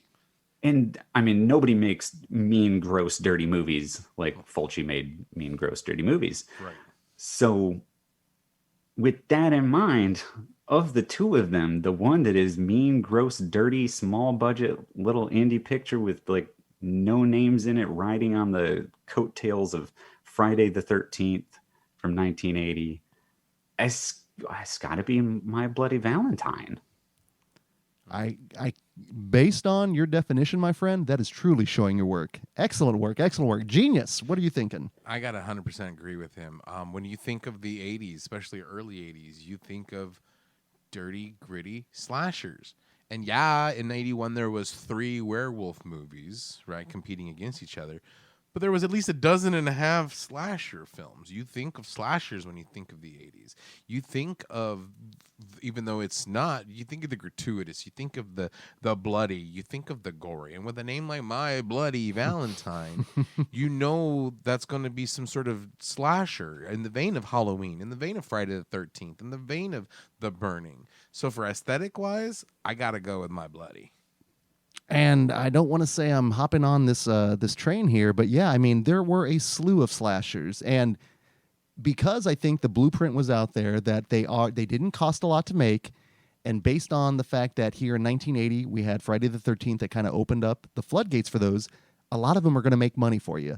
So it's kind of a no-brainer, regardless if you're a big studio or a struggling independent. Like if you put together the nudity, the gore, just the grittiness, that you're going to probably make some money. And then on top of that, again, with the Canadian tax shelters laws that came about, in 81, I mean, I think we actually got like my Happy Birthday to Me, I'm pretty sure was, filmed in Canada. So based on that, again, just that slew, you have to say My Bloody Valentine just because it fit totally what was going on in 1981.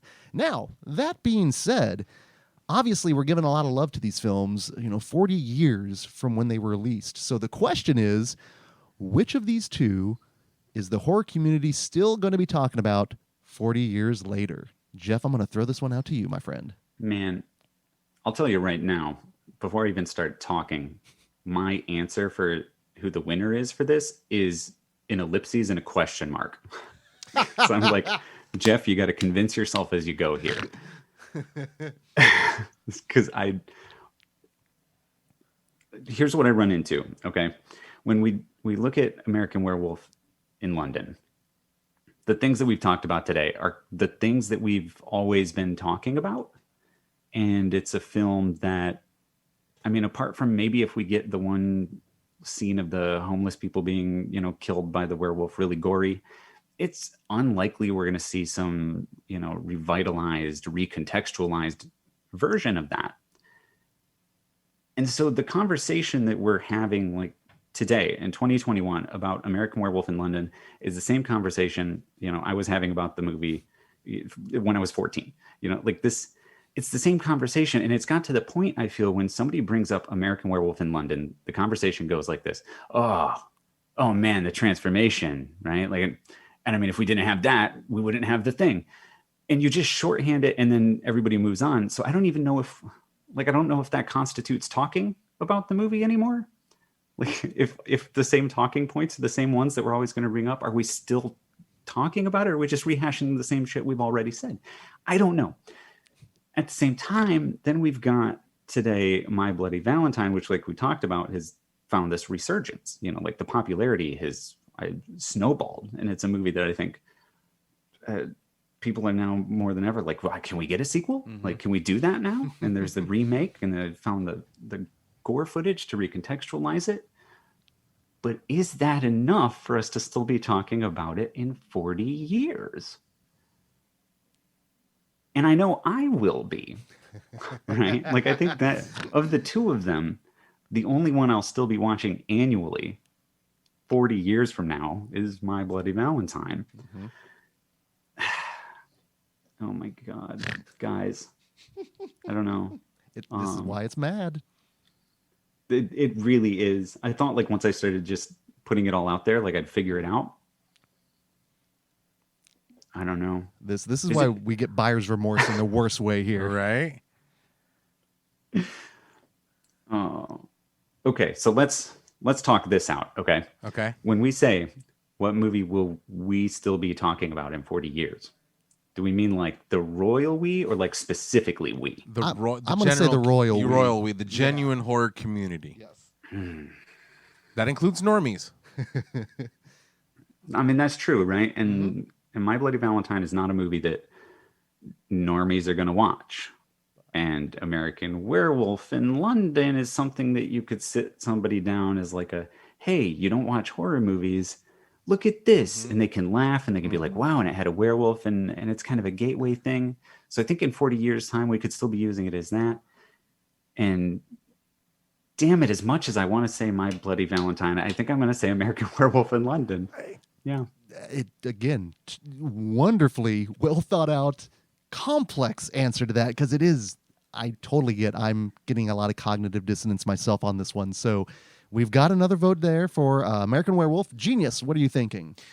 I think the reason why we're talking about My Bloody now is because of the gore cut. It's because of the lost footage. If all that stuff wasn't there, I don't think we would be talking about it. And even though it does have all the gore and stuff, that's still one of those underseen slashers. People are going to gravitate to the Michael Myers, the Freddys, and the Jasons, but it's not until like lower level are you going to be the Harry Wardens, the Madman Mars, and the Cropsies.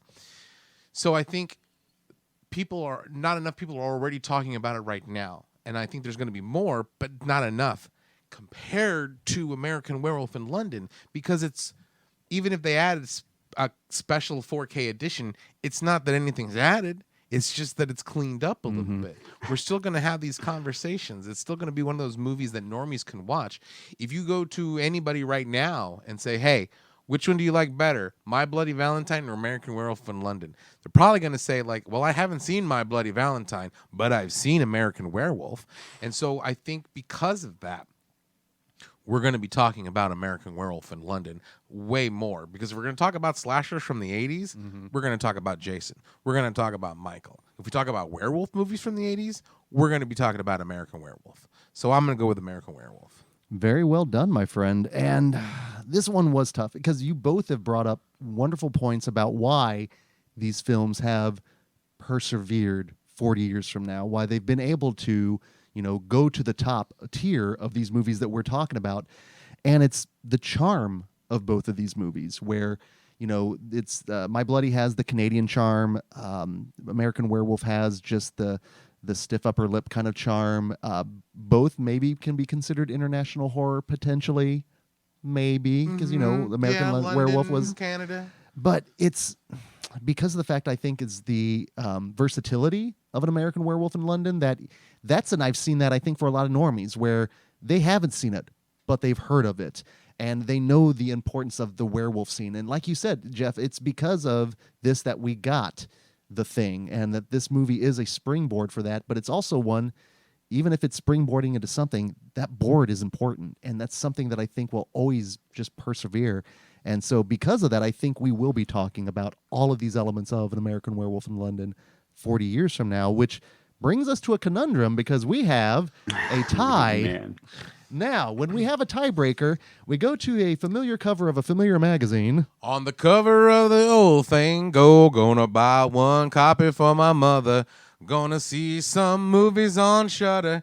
Gonna see my gruesome face on the cover of the old thing, go. And if we look online, only one of these films actually did get the cover of the almighty Fangoria.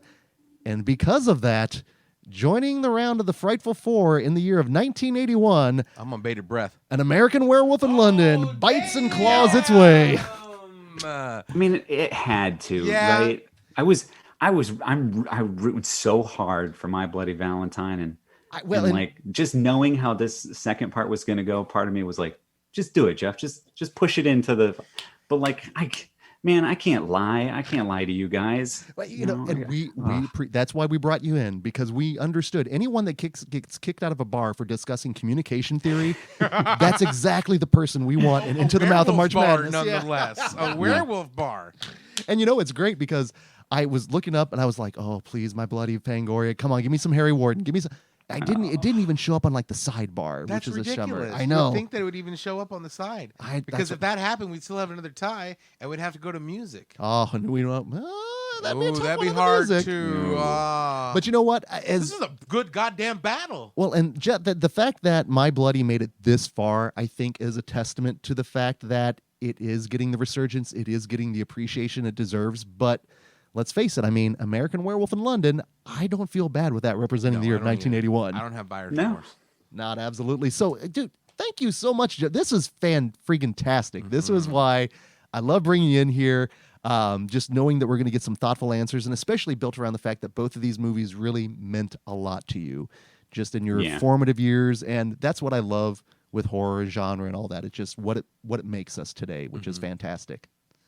So again, where can our listeners? And the fact that you're bringing another generation Oh, of yeah. awesome Oh. horror fans as well, because I have a feeling 40 years from now we're going to be talking to Al. You know what I'm saying? He'll be getting kicked out of his own werewolf His own bars by werewolf then. bar? Oh, I cannot wait for that. Now, of course, where can our listeners listen to all that kind of good shenanigans with you and Al there, Jeff? Yeah, Cadavercast, a father-son monster movie podcast, is on Apple Podcasts and SoundCloud and Stitcher and wherever else. And if it's not, yell at me online somewhere, and I'll fix it. Small letters, not all caps, ladies and gentlemen. Let's employ good etiquette here. So what movie from the year of 1991 will be joining An American Werewolf in London in the round of the Frightful Four? Well, all you have to do is wait until next week to find out. And until that time, this is Greg D. I'm Genius McGee. And we'll see you in your dreams. Oh!